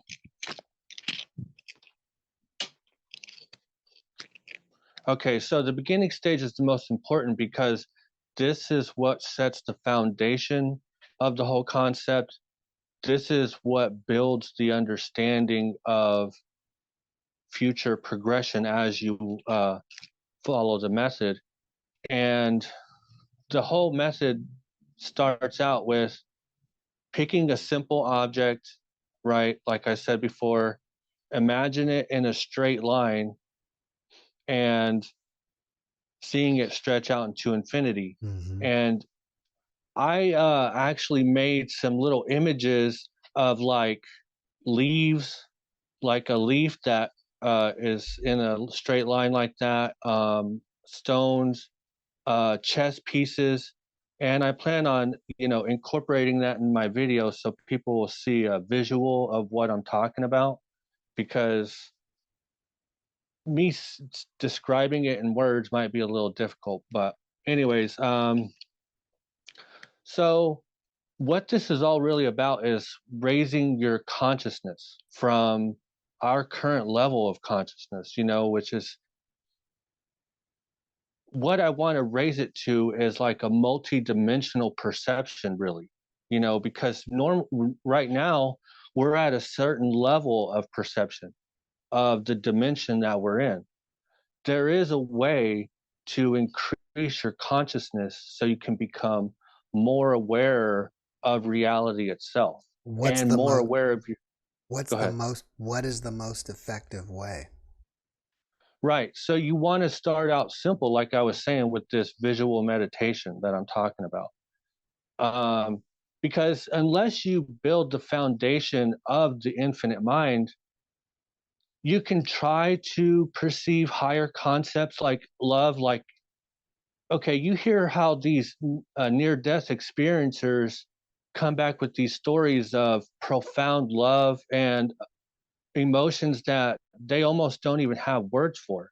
But if you take this concept of the infinite mind, it'll show you how to stretch your imagination of concepts that you're normally, we only have normally a limited perception. And one thing that I wanted to add that I forgot to mention before is once you see the true potential of this concept and you get past the beginning stage of this method, and you kind of see the real power of your potential and your imagination, your old self is still there. It's still there for you to fall back on whenever you don't, you're in unfamiliar territory. That's always going to be like rooted as a part of your deep inner self, for you to always, because it's a part of the natural infinity that we live in. But with the infinite mind method, it gives us a new perception of our own consciousness to work with. So are you saying that if you keep practicing visualizing things to infinity, that's going to make Right. some fundamental changes within you? Yeah, and it applies to every concept you can think of. But with this method, it starts with our simple physical reality experience that we live every day. And I would say, even after you gain higher forms of consciousness with infinity, you still want to practice, visualizing your physical world in a more multi-dimensional way. That will allow you to be more creative, more imaginative, come up with more solutions that you may not have previously thought. It really does heighten your senses and your consciousness, but it does take time to practice. So are you saying that the act of imagining things going to infinity helps you realize that you are eternal and have infinite potential? And yeah, okay, and are infinite. Yeah, we So are. I believe we are. So the more we focus on things being infinite, that'll actually help us recognize, as I said, that we are infinite. That's the whole key to everything, is making that recognition that we're infinite beings. Well, the thing is we don't actually normally have a heightened sense, though. We know that a lot of people have the sense that there's more to us than what our everyday physical world shows us, like the spiritual reality and esoteric, concepts. But how do we truly connect to it? We got to build our senses. We got to build past our normal 5 senses that we're accustomed to. So what is the sixth sense? Is it consciousness? And I would say consciousness is everything and consciousness is infinite. So the very next stage is tapping into that infinite consciousness. Now, I would say there's already a natural process that our consciousness follows of infinity, and we eventually learn that after lifetime and lifetime of. But most people are ever going to figure this out because, see, for me, this started since I was a kid. Like, I naturally had a curiosity of what was next and what was after this and that. And then I came across infinity, but most people would hear infinity as a mathematical term. They don't normally associate it with philosophy. Right. But I did. I decided, well, and for a long time, I would compare things to infinity, but I didn't really build this method until only a few years ago, of starting out with a simple object to build up your senses, and then you can start to like when you start to get a sense of a higher sense of love and gratitude and compassion, your vibration naturally starts to rise, and you will physiologically feel the difference. You will start to have epiphanies, insights that will come to you naturally. See, this is meant to tap you into your true potential, which allows you to manifest build a more strong intuition for manifestation of anything. Let me ask you this. Since you've been doing this, Yeah. what changes in your life have you seen? What have you been able to manifest? I have noticed many different things, okay? What I will say right now, what I'm dealing with is literally what's holding me back, literally, is me working on a way to communicate this to other people. I feel it so strongly, to be honest. Like, I feel a strong, urge to, like, I plan on starting my YouTube channel. It is a little difficult for me. And I feel like the best way to do that is to like do shorts, of little bits of information, a bunch of it. Yeah. And that way it'll get people's attention that way. And then eventually I can go live to do a Q&A, because everybody's experience is going to be unique. So the more I can get direct contact with certain people, they can ask me certain questions that they are having trouble with. Well, Chris, I have to run, bud. I've got 4 people waiting on me, and looks like going to be already into overtime. But thank you for coming and sharing with us. I think it's a great idea, and I might actually add it to myself, to my meditation, is visualizing things to infinity. I'm going to try my best. I mean, I know I've been saying this for a long time, but I'm going to try my best to really put some videos together, and we'll see how it goes. But Awesome. Thanks again for having me on your show. All right. Thank you. Take care. All right. Good Bye. night. All right. A big round of applause. Did we find who? Is he safe?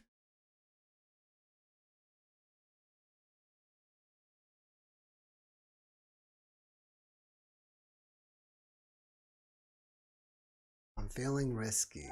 I hope I'm not making a big mistake. Luke 44 is. He said he's a different Luke. Hey, Luke. Jeff. Hi, Luke. Are you there? I am. Can you hear me? Yeah, I just can't see you. Let me work on that. Where are you zooming from? Colorado. Colorado. All right. Can you see me now? Yeah. Well, all right. You want to be anonymous, I'm assuming. Yeah, I do. Okay. I'm a longtime fan. It's a huge pleasure to talk to you. Well, it's my pleasure to talk to you. I like those glasses. Can you turn your head to the left? It's almost like a visor. Yeah. All right, that's awesome. All right, well, Cool. what would you like to share with us?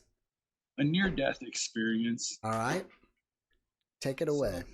So, Let's start on the day you died. How about that? Say that one more time. It's my bad. I interrupted you. I was just saying, start on the day you died and go from there. Gotcha. All right. This happened when I was really young. I grew up in a pretty chaotic family. My dad decided to kidnap me when I was pretty young and take me down to New Mexico where he lived, which was a completely foreign environment. A terrifying thing for a kid to have to go through. During this exposure with my father, we were at a swimming pool and he decided, I think he saw it like on a cowboy movie or something. I was always terrified of the water as a kid. Mm-hmm. Absolutely petrified, probably like a past life experience or something. Right. And he thought I was being a little wimp. And so he picked me up and decided to throw me in the water. And I remember hitting the water and sinking, and I had no idea how to swim. And I remember thinking, I'm going to run out of oxygen, but I can't breathe water. And as the human mind runs out of oxygen, it starts to hallucinate a little bit. Right. And so everything got dark. And I heard a very loud buzz and crackling bang sound. And I felt my soul leave my body. And I could see myself in third person sinking further and further into the water. And I'm like, as a child, I'm thinking, oh God, I'm dead. And my Aunt Kate dove in to save me and scooped me up. But in my mind, I saw hundreds of angels with TV static for faces. Some of them had faces and just voids for eyes. And they all came up and forced my spirit body back into my unconscious body. My aunt throws me onto the side of the pool, gives me CPR. And I remember the feeling coming back into my body being incredibly painful, loud sounds, loud vibrations, just not a pleasant feeling, and snapping back in there. And then I saw my Aunt Kay came to realize what happened. But that was my first exposure to there's something else out there. I'm not sure if it was just me hallucinating from lack of oxygen or what, but it felt very, very different. Well, I don't think you can hallucinate being out of your body and seeing your body from a third person viewpoint. Right. I'm not sure. It felt mystical, no doubt. I mean, that's my viewpoint on it. You said you saw these angels in your mind's eye. Did you mean you saw them around you, other beings, like as if, while you were watching your body, or were you like imagining angels? There was kind of like two states of matter. There was the solid matter that was my body without a soul, and then there was this energetic matter that I was now outside of my body. These things were of that energetic matter, and they were pushing me back into my physical body, telling me it's not time. Wow. Did you change it all after that experience in any way? Hugely, yeah. How did you change? My mom said I came back pretty catatonic from the experience, terrified of water, night terrors. I would fall into sleep paralysis really easily and was harassed by shadow people and stuff like that. It kind of opened me up. Strange things happened after that, yeah. How old were you at the time? I was probably like 6, I think. Really young. All right. So did you have another NDE after that? I've had a couple. Like I said, weird things would happen as I went to sleep. It would almost be like I'd go through that same phase. I would fall into that loud buzz sound, and then I would leave my body. And a lot of times I would see myself from third person leave my body. Sometimes the room would turn dark red, and it would be more of an auditorial experience, and sometimes it would be shadow people. Sometimes it would be bizarre alien stuff. My mom said she thought it was overactive imagination for a long time, but I would disappear. Once I disappeared for a good 3 hours, she couldn't find me. She had the whole neighborhood looking, called the cops. She finally found me in the cupboard behind the cans, and there's no way, my 6.5-year-old self would stack all the cans and fall asleep in the cupboard. So strange things happened. Yeah, I think once they get it, there's stuff out there, and once you cross that realm from this protective vessel, maybe they're able to identify you more. Maybe that situation with my dad caused me to glow different or something, and caused attention from other realms. But yeah, I've had a lot of bizarre. Are you still in contact with any beings today? I don't know about contact, but weird stuff happens when I go to sleep. Sleep paralysis has plagued me my whole life. Recently, I'll fall asleep and I'll wake up to strange writing all over my walls, all over every surface of the house, even on my dog and stuff. There'll be this weird writing, and then it'll just go away. So I don't know if it opened up a channel or what, but yeah. As far as contact, I don't know. So, Nothing I could say that's Bob the alien or anything.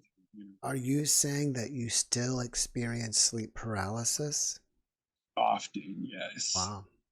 You might want to talk to my guest named Darius, and it was funny. Someone else put it in the chat.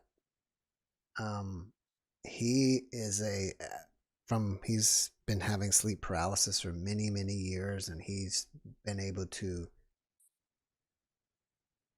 what's the right word for it? He's been able to now overcome the fear, overcome the problems with it, and now he, at his advantage, travels to all kinds of realms. It's been to all kinds of places from sleep paralysis, and he might be a good person to. I'll check him out for sure. Yeah, I've done two podcasts with him.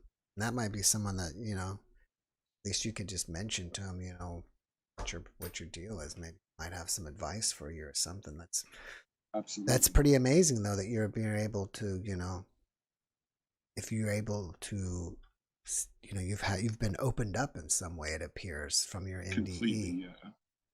Now you're having all this, you know, it sounds like you have some abilities. There's shared experiences which really kind of creep me out for a long time. Like shared death experiences or something else? No, like shared nightmares, kind of. For a long time, I would be carried to bed, I swear, by these things, and I would wake up in sleep paralysis, and I'd be inches from the ceiling, and something was carrying me to bed, but there was no gate in its walk. I was floating inches from the ceiling, and then I would get laid down in my bed and instantly fall asleep. I would tell my mom a whole bunch of times, you know, it happened again, and she's like, yeah, whatever, you know, sure. She had an experience where she had a bad tooth infection and we couldn't pay the rent, and it was really, really stressful. She fell asleep in the bathroom and something carried her to bed. And so that's when it was like, oh, maybe there's something else to this. And like we've had, you know, the whole family's been involved multiple times. And I don't want to waste all your time, Jeff. I know you got other You're not wasting any of my time. All right. We're happy to have you, and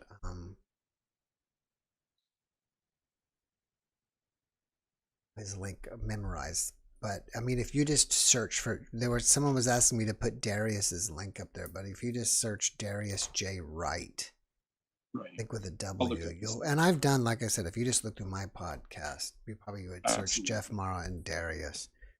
That would probably come up. And let's just see real quick. Yeah, it pops right up if I just put JeffMara Darius. So excellent. Well, that's just to the pod. Sure. Do you mind? I'm not asking you to take your mask off, okay? I'm totally cool with it, but I'm curious on your thought process. Why do you feel you need to wear one? Worried about your job? I'm worried about the other people involved in my stories. Maybe they don't want them. Maybe they don't want, you know. No, I'm not. Oh, okay. Well, you know, if the kidnap part, were your parents divorced? Because I think that happens a lot when parents are divorced. One parent that doesn't have custody will take the kid and take him home to wherever. It sounded like he took you to New Mexico, where he is from. Yep. Yeah, it was a messy divorce with multiple kids and stuff, and just negative. I mean, I really do think there's positive and negative things out there, and when your life is up in the air, and you know, kids are getting kidnapped, violence is, you know, happening, you attract these negative spirits, and we kind of got fed on for a little bit, I think. Right. There's someone left something in the chat here that I thought was ask about. Oh, someone asked, with your sleep paralysis, do you sleep on your back? I don't. I'm a side sleeper. Yeah. And I've tried like sleep apnea devices thinking that would snap me out of it, but It just happens. Right. Well, maybe you can learn to control it, and then it could be something amazing for you. I mean, you could go to all these places, and it could I can see how maybe it could control it. Right. You know? I mean, it could be. I could have sworn I just had another guest too. Oh, I did have another guest that I think it was just the other day. It was Master San Quinn, and I believe he also does stuff. He does astral traveling through sleep paralysis. That might be. So people are doing it. So I think that it's something that you can get the ability to take control of it and use it for your advantage. Maybe I'll come back on your show. Yeah, I mean, you could come back and tell us about all. Yeah, you can tell us about all the realms you're visiting. Absolutely. That would be great. Thanks a lot, Jeff. Well, Luke, thank you so much for coming and sharing with us. We really appreciate you, and I wish you the best. And like I said, I hope I see you back, and I hope I see you back, and you have some amazing things to share with us. Oh yeah, I got more stories for you, Jeff. All right. Talk to you soon. Take care. Bye. Cheers. All right, a big round of applause for Luke for coming on and getting it done. Even though he had to use a mask, that was perfectly okay. It's great he made it. Did we ever find Jan T? Dan T, did you ever show up in the chat? We have, I'm going to say these are my last three people. Jan T, Stephen Cake, and Clayton. And I'll wait for a second because it is a time delay. All right, I'm going to bring in Steven while we're waiting to see if the other two are here. And I have to say that I saw a video of Steven playing ping pong left-handed. Not even his normal hand. Steven was playing ping pong left-handed and beating this guy, it appeared. So... Well, hello there. Well, hello there, Obi-Wan. I dropped my lightsaber for a podcast fight. I was telling everybody how good you are at ping pong. Oh, I haven't gone out tonight. I was telling everybody that I watched your video the other day of you beating someone playing with your left hand. Yes, I play with both hands. Mm-hmm. I want to be good. So you were... Every which way I can. Let me do my Jedi juggler trick here. All right. You've taken it to the next level. Oh, wow. You can juggle the saber, too.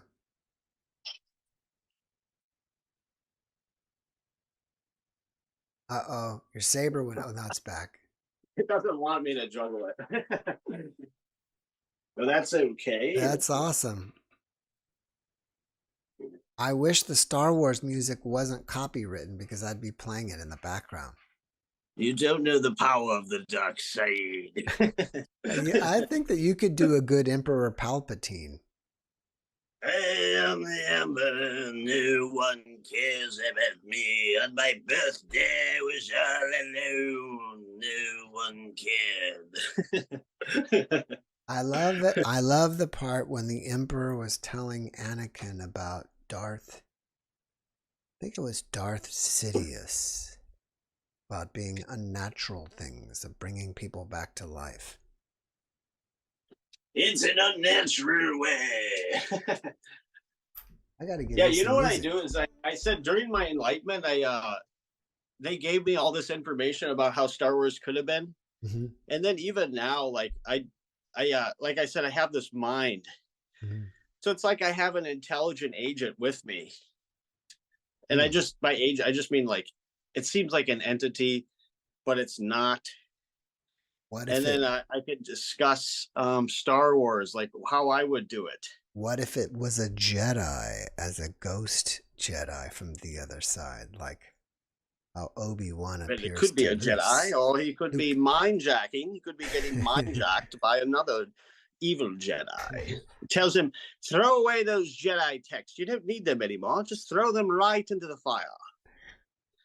That's what I would have done. I would have said, he's getting mind-jacked. And the evil Jedi is telling him, or the Sith is telling him, throw those Jedi texts away. You don't need them. Speaking of that, what did you think of episodes 7, 8, and 9. The latest ones.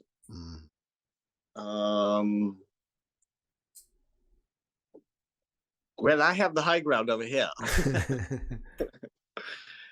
It felt like when I was in high school, I had a friend and we'd do comics, and I would do one page and I'd give it to him. He'd do another page and we go back and forth. And I said, that was kind of like how they did Star Wars. It's like one guy says, I'll do it this way. And then another guy, totally different, doing crazy things over there, whatever he's thinking. You must go faster, faster, faster, faster. And then I wasn't happy with it. I think we expect something. You know, if it was just a sci-fi movie, take it or leave it. But if it's Star Wars, you expect something. Right. Yeah. And did you know that the key to our happiness is meeting our expectations? And when they're not met, we're not happy. Yeah, I say we have a list of basic human needs that have to be met. And I said, mine aren't being met. So I had to become very spiritual to survive. I said, it's like we have to have something. And I call prayer hotlines. I said, like, that's keeps me alive, because I need what I need. My parents should be doing it. They should have helped me, but they wrecked my life and no one cared.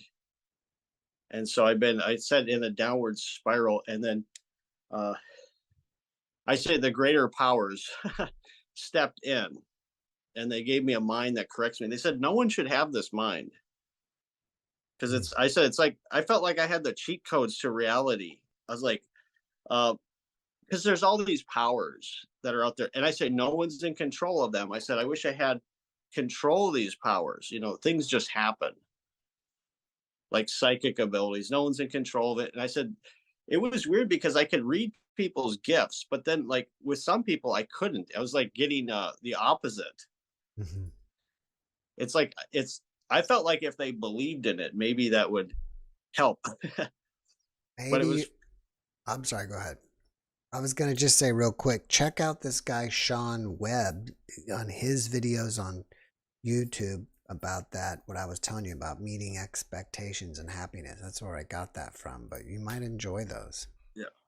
So well, there's this thing about frustration is when your delusions meet reality, you know, because people get frustrated. They should be, you know, this is typically when you're playing a sport, they get frustrated. They should be doing better. Right. I said, golf. Yeah, exactly. But so you want to have fun. So I said, yeah, in golf, I say either you got to get good or you got to have something to drink, because you have to enjoy it. Because there's a saying, like, if you're not enjoying it, why are you doing it? You know, it's like questioning yourself. Yeah, because I said, this is what the greater mind told me. You could say, at first it was Mary for me, but they said you weren't doing what you wanted to do, because they make it really simple for me. Right. Well, because Susie, it's like I was going to say, Susie in the chat says that you do have great hair. Thank you, darling. Thank you. So wonderful being out here. Yeah, and the other night, and so they taught me all these lessons too, like how to talk to people, go up to people. And so before I was just sitting in a room, but they taught me all these lessons that we could use. And you don't need a greater mind. And I said, you could have a coach, you could have people correcting you. I said, we all need correction. And society's supposed to correct these problems that are going on in my life, but they're not. See, they're not. I feel like I fell through all the cracks, fell off the branch, hit every branch on the way down, then went through the cracks. Yeah. And just left to rot. And I said, I didn't want to die. Right. So I begged God.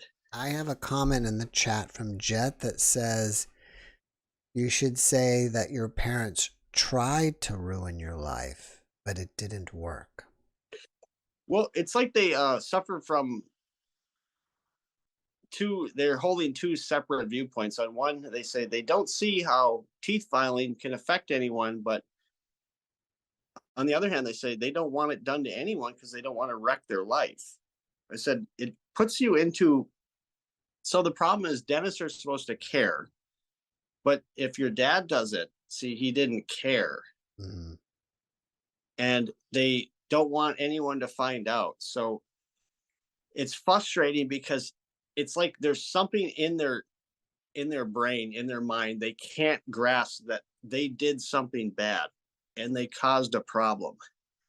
They just can't accept it. And so it's like anything other than we wrecked his life with bad dentistry. Right. Yeah. And then when teeth break off, I say they go from it's a delusion. Your Mhm. teeth are totally fine. And then when they start breaking off, they say, oh, it's because you don't take care of yourself. See, they won't ever say, we messed up. Well, We have mate, to fix. well, since your dad's a dentist, can't he just put some implants in the missing spots and then put in But some? they don't want to admit any wrongdoing. See, it's not like I have a problem and then Mhm. I'm going to a dentist. My teeth were fine. My mind says I loved my teeth. It's like I loved they were fine and I was healthy. I was having a life. But Is then it? they lie about it. Yeah. Did they file them down or did they pull them? They filed them down until they couldn't touch anymore. So there's still the roots of the bones are still there. Well, right now I have one tooth in the back I can touch in the back. So Yeah. people see your front teeth and they go, oh, they're white because I brush my teeth. I take care of myself. Mhm. But it's really bad. And someone should do something. But like I said, I don't have my support system doesn't exist Right, because I would because think my family they turned could. on me and yeah. I would assume that they could make you those partial dentures. But dentists don't care. They won't acknowledge the problem. And another dentist filed it down even more. So Hmm. they made it much, much worse. And that made me suicidal. And no one cared. I had to talk to I had a friend I could call on the phone and she would listen to me for 4 hours a day because I was in so much pain and misery. And the medical community does not care. And if I go to a hospital, they'll just tell me I'm delusional. Hmm. Yeah, Is it's it? really, really bad. It just is it possible you had cavities or something and they needed to remove the teeth or? Well, dentists should care. That's the thing. But if a dentist wrecks your life, see, it's different. They're not supposed to do those things. It'd be see, they're supposed to care so it's not a crime. Right. But see, they don't want anyone to find out what's going on. So they'd rather have me disappear. And so that's what I did. For 11 years, I sat there waiting for someone to care. I sat in a room waiting for someone to care. And then I couldn't take it I was in too much pain, too much misery. I had to go to a dentist. Yeah. They made it worse. They made me suicidal. And then I was kicked out of the house. And then Are you on something like, I don't know what's in Minnesota, like in Texas, we have something called Medicaid. It's kind of like a free health care kind of deal. Yeah, but I've gone to see if you go to these MA doctors, they don't care at all. They can't give you like some kind of partial denture or something to help you? They told me my teeth were fine. Well, if you're missing teeth, how is that possible? Well, like I said, they don't want to admit to it. When a dentist does something bad. See, they don't want to admit. What about there's any filing a problem. claim? What about filing a claim with the dental board? I did file a complaint, but they don't want to help me correct anything. They kind of say you're on your own. You think it's possible that your parents or your father just made a mistake, like an accident? I don't see it that way because they're not, even if it was a mistake, they're not good people, so they don't want to correct it. Right. Yeah, you would think he would just correct They it. won't even admit to it. I'm not welcome at any family events, not Christmas, not Thanksgiving, anything, because they say I'm a bad person. They won't admit that they wrecked my life. Hmm. I wish I had a bell I could ring. I said, I need help, because people see me and they say, especially when I go out, because like I said, I was trained to be a holy person. So I just want to spread love and blessings to people. And so they think I'm fine, but I come back, I sit in a room and I am suffering very badly. Yeah. And people shouldn't have to hear about it, because my family should have corrected it. You see that? So they're not correcting it. So then other people have to hear about it. They shouldn't have to. Right. Well, on that note, not sure. Yeah, where I'm to not the go only next. person that's had bad dentistry. I've heard of other people. Well, there are lawyers out there. They won't help me. So maybe you can put out the word. Someone call me. Someone contact me that they'll do something, because they said I can't get people to even write letters. So if you manifested somebody to buy you dental implants and you had amazing teeth, then what would happen for you? How would your... Well, I also have infections. I said I'd like everything to be correct. I just want things to get better. That's it. Right. But I mean, if and you I said I have better, a mind.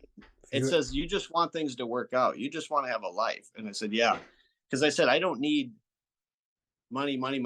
See, the mind says they should just give you what you want, because I just want to have a life. Right. See, it frustrates me, because I hear about people get a lot of money. You hear about in the news over bad things that happen with medical care and whatnot. I said, this is really bad. This is like people would do. See, I'm not going to say the words, but do something bad. But I don't want to do anything bad. So I keep enduring it, and I keep calling the prayer hotlines, and I keep hoping someone will step in. Oh. You still there? You're there. I got you. Did you lose me? Yes. Did you go into the void? I went into the void, and I was given all these abilities. So I said, that's like we have, I know on this channel, they talk about channeling. It's kind of like when it happens easily and naturally. And that's, it could be speaking. Right. It could be doing impressions, darling. We could do an impression of someone you want to talk to me. Or, hey, Donald Trump. Let's say we get Donald Trump on here. Where is he? Let me tell you something, folks. We're coming back #1 very large. And hey, Christopher Watkins here. I love him. He's great. See, that's what I want to do. I just, I wish I was just out. I was sat outside. I went to, Bentleyville. And last winter, I said Merry Christmas to so many people. My voice gave out. I mean, now it's a little different, because they gave me a mind that corrects me. So I can see things for what they are. Like, right. I can see, I joke, I say no, they won't let me say it. They put a filter on me. No. Oh, they're doing that again. To help me. They said it's about helping you. What I wanted was someone to tell me what to do. That's what I was begging, because no one was No one was like, you have to do this. This is going to get it solved. So the greater mind stepped in. I said, that's when people are desperate, they start begging God. The greater mind will, you don't have to be that desperate, but it'll step in. It'll say, it's about what you want too. So you want to live, you want to have a life, you want to, right? I don't think the greater mind has a will, because they say, does God have a will? It's like, it does in one sense, because people want a God to give them a will. See, if I start begging God, but remember, there's no one running the show, because I gave that Wizard of Oz analogy. I thought I was talking to God, meaning God, but then it's like no one's running reality. Right. No one's behind the wheel on this thing. It's like who? Because then there's no one to blame. Yeah. Then it's like, then you get correction, and you say, ask for what you want. And they said you shouldn't worry about your death either. That's what they tell me. They say no one dies, so don't worry about that. See, because we get worried about things. And I don't think that's not helpful. Yeah, I agree. Well, Stephen, I've got to do what I've got to do. Well, thank you for having me on, Jeff. It was wonderful. Okay, darling. Thank you for hanging with us. Bye. We love you. And thank have you all. a wonderful evening. All right, man. We'll see you later. See you later. Oh, he's gone. When to May out there, when I hover my mouse around the guest thing, like I'm looking at the replay now, you can see Steven's my name and you can see it. If you look at the bottom left corner of the guest, you'll see their name. Do we know who Clayton is? For our last guest of the evening. Clayton, are you there? So, by the way, while we're waiting on Clayton, we have an amazing, amazing UFO abductee video tomorrow. Monday is an NDE. Let's see what's coming up for the week. Sterling Meyer, I'll be talking to her about events happening in 2024. Dmitry Torodov, I think he's another NDE. Wendy Kennedy is a famous channeler. Mona Sabani might be an NDE, I'm not sure. Nancy Thames on her UFO. Mariko Frederick on her NDE. And Shannon Whitez on EVPs. Do you guys know what EVPs are? She's just a straight on records the dead. And she's got recordings of the dead that we're going to be listening to. So I'll be recording her on Saturday. So it is a big week coming up. And tomorrow's NDE it may be shocking for you guys. I mean, you may need to hold tomorrow's podcast because it might even be triggering for some of you. I might have to put that out there that it may be triggering. The information is pretty shocking. Is it correct? I don't know, but have to research it for yourself and see, or look into it and see what you think. But it was fascinating, and we didn't even get to all of it. And he's got pictures of UFOs as well. And I may have to bring him back because I think he had 20 or 30 other pictures that we didn't even get into. Jan T is still there too. Did you ever get a Jan?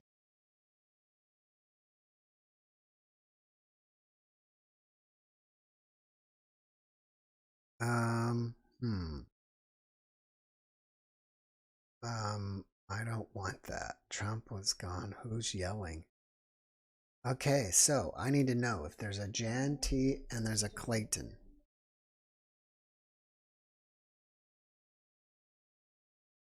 It may need a trigger warning.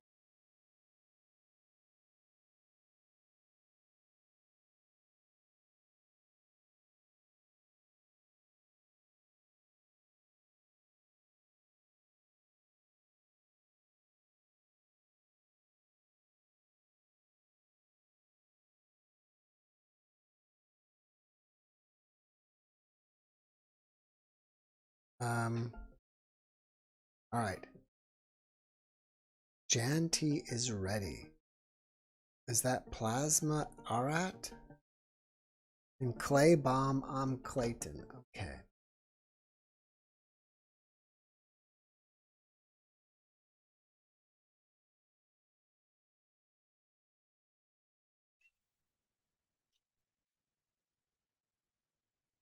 Clayton? Hey, Jeff. How's it going? Good. How are you? Great. Looks like you're in California. Wait, well, you're in Hawaii? I'm in Hawaii. How'd you guess that? You're in daylight. And you had an American accent, so I knew you weren't in well, I guess you could be in Australia. What would it be? Yeah, it'd probably be the morning over there. Canadian accent. And yeah, I'm in Maui. Awesome. Wow. Yeah, you're living the life. I am living the life, man. I'm grateful. I'm so grateful. That's awesome. What brought you to Hawaii? On vacation. You know, I just me and my son just got away for a little last minute vacation. So I had some time off, cheap flights. So I was like, let's get over here and get some sun. So awesome. Cool. Yeah. What do you have to share tonight? You know, it's kind of weird that I called. I don't really have any exciting stories or anything. I was just a big, long time listener, and Thank you. I thought I'd just kind of call and just tell you how much I appreciate your podcast, and it's Thank really you. helped me. Cool. In what way? I feel like, um, like I think like a lot of your listeners in your community, just trying to figure life out, and there's so much stuff out there. I mean, it's all this paranormal, like your guests, like the life after death, near death experience stuff. It's really helped me. I think I'm 47. Probably for the first 35 years of my life, I was like full on atheist, materialist, like science. That's it. Yeah. And then I think it happens to so many people, right? People start to die, and you lose loved ones, and you start to question, what the hell is going on? What is the point of all this? And then you start to have this awakening. Yeah. And yeah, I've listened to so many of your near-death experiences, and your guests that are on there, it's just to know that, like, and then it's frustrating too, because I mean, all my friends and people I associate with, they're still back the way I was thinking 10 years ago, right? So that's kind of why I called. It's just fun to talk to somebody face to face through Zoom here that actually. Well, we appreciate you watching, and I think it's great that these have, affected you in such a positive way. And before even starting this channel, I've had so many people like you tell me that. I wasn't even expecting that. By the way, I don't know if you're awesome. I don't know if you're a single guy or not, but someone in the chat said where was that one? Something about you unbelievably hot. So there you go. Oh wow. is that Susie? Does she like my hair? Who said that? I don't know. I have to kind of scroll through there. Somebody said that, but appreciate that. No, thank you. Yeah, I mean, I think I recently heard, this is not the same thing, but I love what I heard Joe Dispenza say this the other day, and he said, think of any explosion out there, and what explosion can you think of, whether it's a firecracker, a bomb, a nuclear bomb, or whatever, what explosion results in more order? Which is none. Explosion equals chaos. It's destruction, right? Yeah. So his whole point is, no, totally. His whole point is the Big Bang had some kind of intervention from an explosion. You can't have an explosion and have all this order. You had to have some kind of divine intervention or guidance to get us where we are. An explosion wouldn't just produce the laws of physics and all these amazing animals and plants on our planet. There's no explosion that happens that would create all these amazing things. So including the Big Bang, you need some kind of, I can't remember what the words he used. I need to go back and listen to that. But basically he was saying you need some kind of divine or some type of intervention. Hey Jeff, have you ever had any kind of direct experience yourself? Like for me, mostly it's just listening to all this amazing stories, and I'm kind of seeking that direct experience. I've tried some things, I'm getting more into meditating. I've done some hypnotherapy, which was interesting, and I'm trying this self-hypnosis stuff, which I'm definitely noticing more synchronicities and that kind of thing. I would say I'm kind of like you. I have had more stuff happening.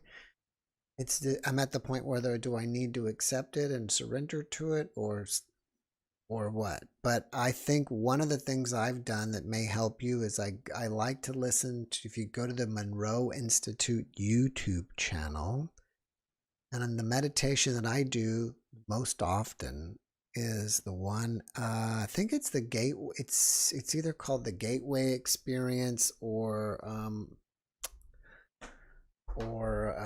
gosh, what is it called? It's either called the Gateway. I have to just kind of search it for you. And I've actually played around with that stuff a little bit. Yes, I know what you mean. The hemisync, right? Or the hemisync, yeah. And so that's the one that I do, and I feel like I manifest stuff in my life, and I talk about it with the guests. And when I take the pedal off the gas, I stop manifesting.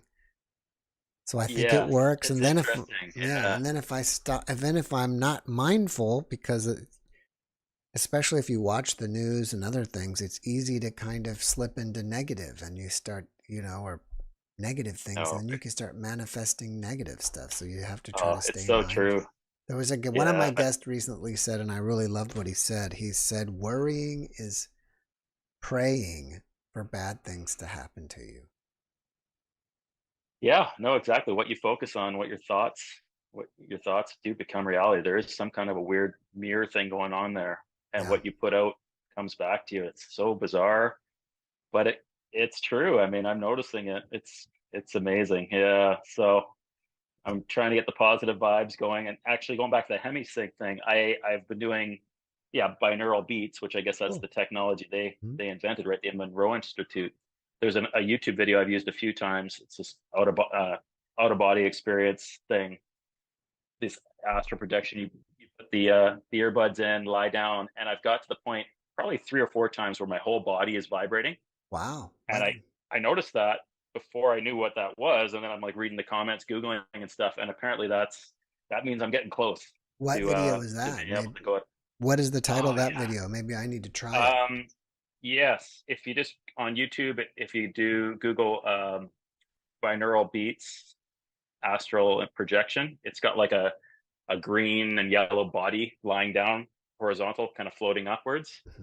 Yeah, that's the one it's worked for me, and I've had more success with that one than I have with the hemisync stuff. I can email it to you if you want.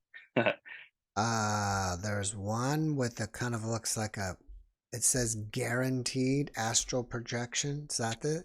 I don't think that's the one. Some kind of weird green thing in there. It looks like a green mist in the middle. I don't know what you're meaning, but I thought you said the bottom.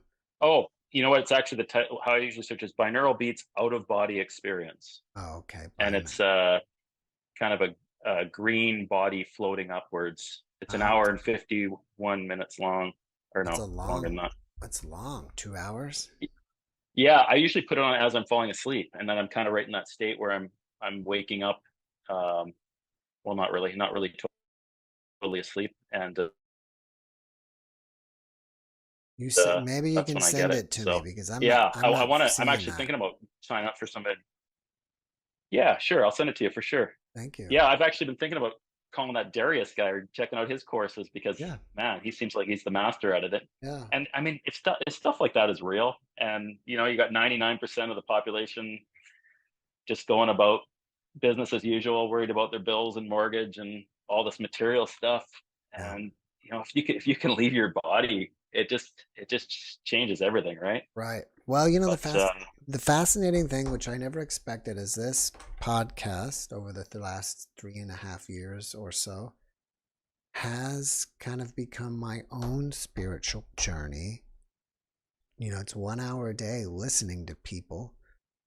So if you want to take the journey with me, just join me for an hour in a day. And there are some videos sometimes, at least, if you don't want to see UFOs or whatever I have, you can skip those days. Sometimes there are videos that are challenging for people, make you kind of challenge your belief systems. Yeah. But it's been an amazing thing for me personally, just to talk to all these guests every day. Yeah, man, I'm with you. I like it all, like the alien stuff, and I'll get a little personal here. Everyone goes through stuff. My thing was I lost my wife a couple of years ago, and once I knew that she probably wasn't going to make it, that's when I really got into listening to all these near-death experiences, and it just gave me so much comfort, right? And unfortunately, she didn't want to think about it, so she wasn't into listening to that stuff and thinking about it. Her whole thing was just like, no, I'm not going to die. Stay positive, and I think it probably helped her. Yeah. But it did help me, and now I know that there's more to this life than these physical bodies, right? These are just these avatars that we're temporarily here experiencing this amazing reality, and there's nothing to fear. I think I spent the first so much of my life just living in fear. And it just feels so much better to have some faith, even though, you know, before I would have thought that was ridiculous, right? I've always kind of thought religion was pretty silly, and I was kind of raised not that way, but it's a better way to live, man. I feel good. And yeah, anyway, I just thought I'd let you know how much I appreciate the podcast, and that's say awesome. hi to all the fans there, the JeffMara podcast. Love you guys. You should join the Discord. It's free, and there's like 500 to 600 people there that you would be your new friends and talk about this stuff. And if you decide to join, message me and I'll give you the link, because I've shut it down for other people to come in and crash it. Anyways, I gotta run. Clayton, thank you so much for coming and sharing. I appreciate you very much, and have a great time over there in Hawaii. All right, thanks, man. All right, cheers. Peace. All right, cool. And our last one here is Jan T. I hope Jan T will make it.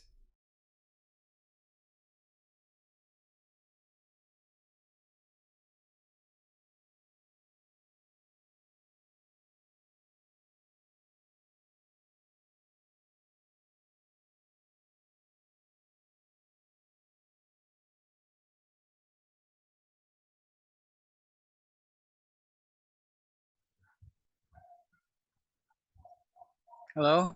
Hello. Yeah, there's no audio. Wait, there's no video. You don't have a camera?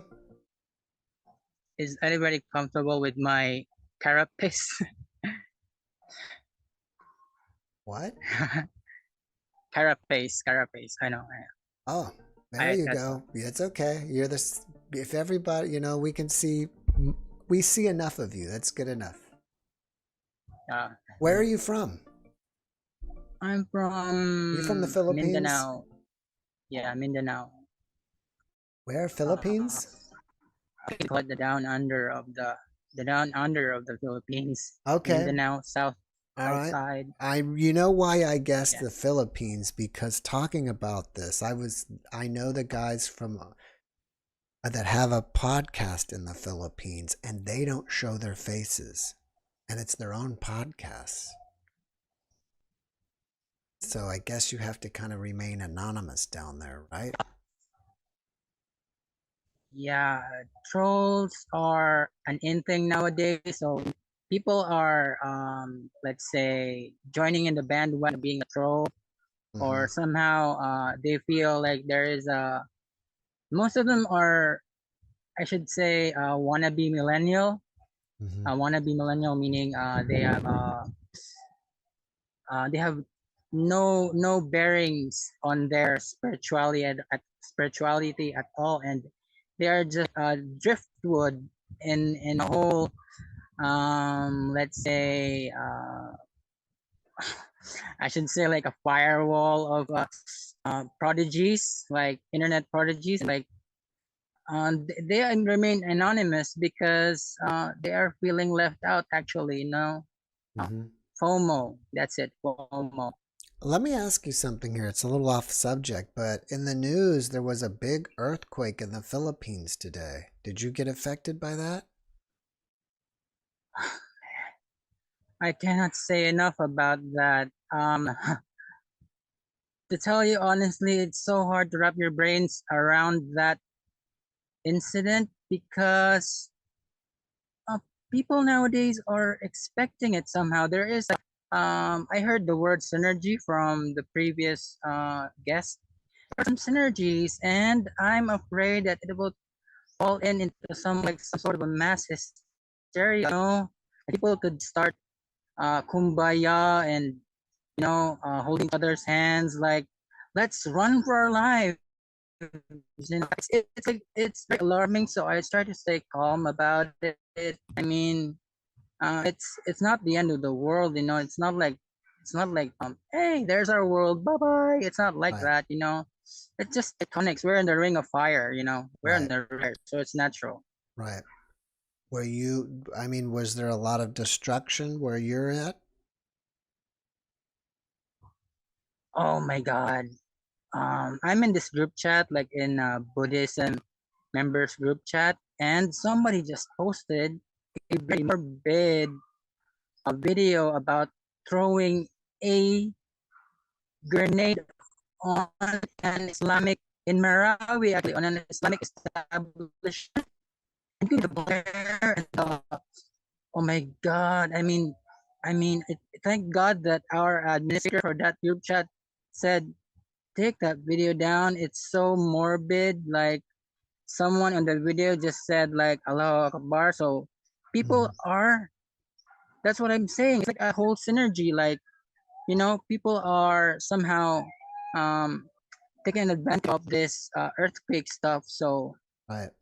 it's the latest news, but I'd say held into secrecy right now because that video should be taken down. I mean, that is just below the belt. Right. Well, have you had some sort of spiritually transformative experience like an NDE? Whoa. An NDE.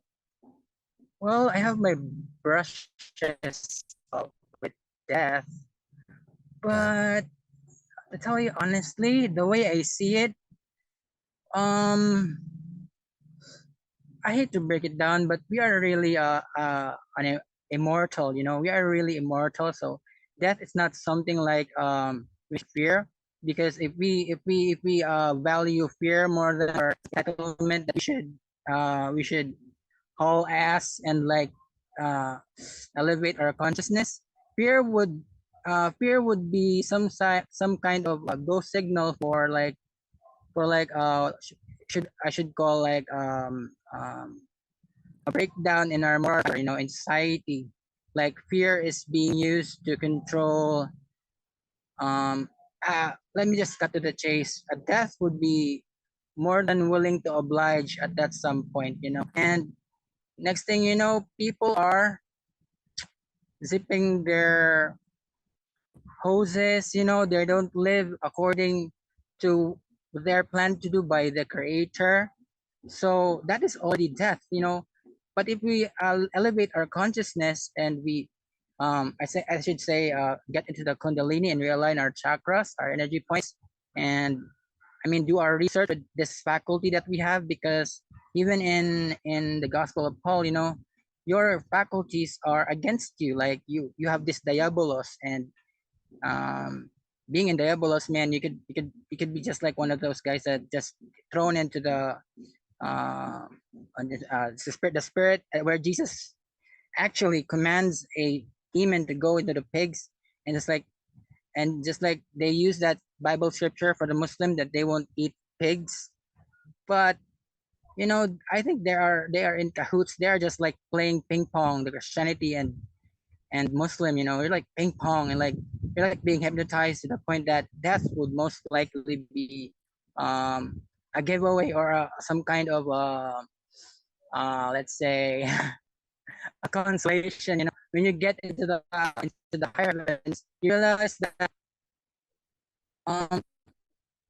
it's just natural. You know, we are really immortals. You know, even in Buddhism, they would say that if you're in heavens, you can't stay there. Be a go generate bodhicitta and be a. You know.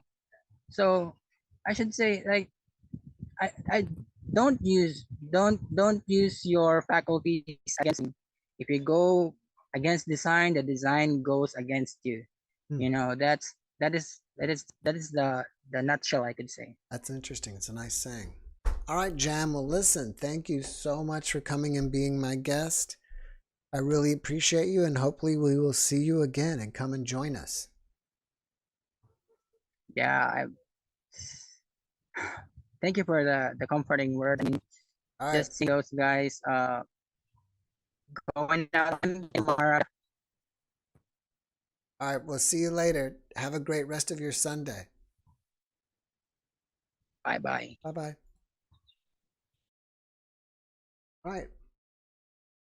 A round of applause for Jan. All right, everybody. I went way over time, but it was a busy night tonight. So again, I've got to run, but before we go, UFO abductee tomorrow night. I hope you enjoy it. Thank you guys so much for being with us tonight and for watching all our videos. We really appreciate you. We love you. God bless you, and good night.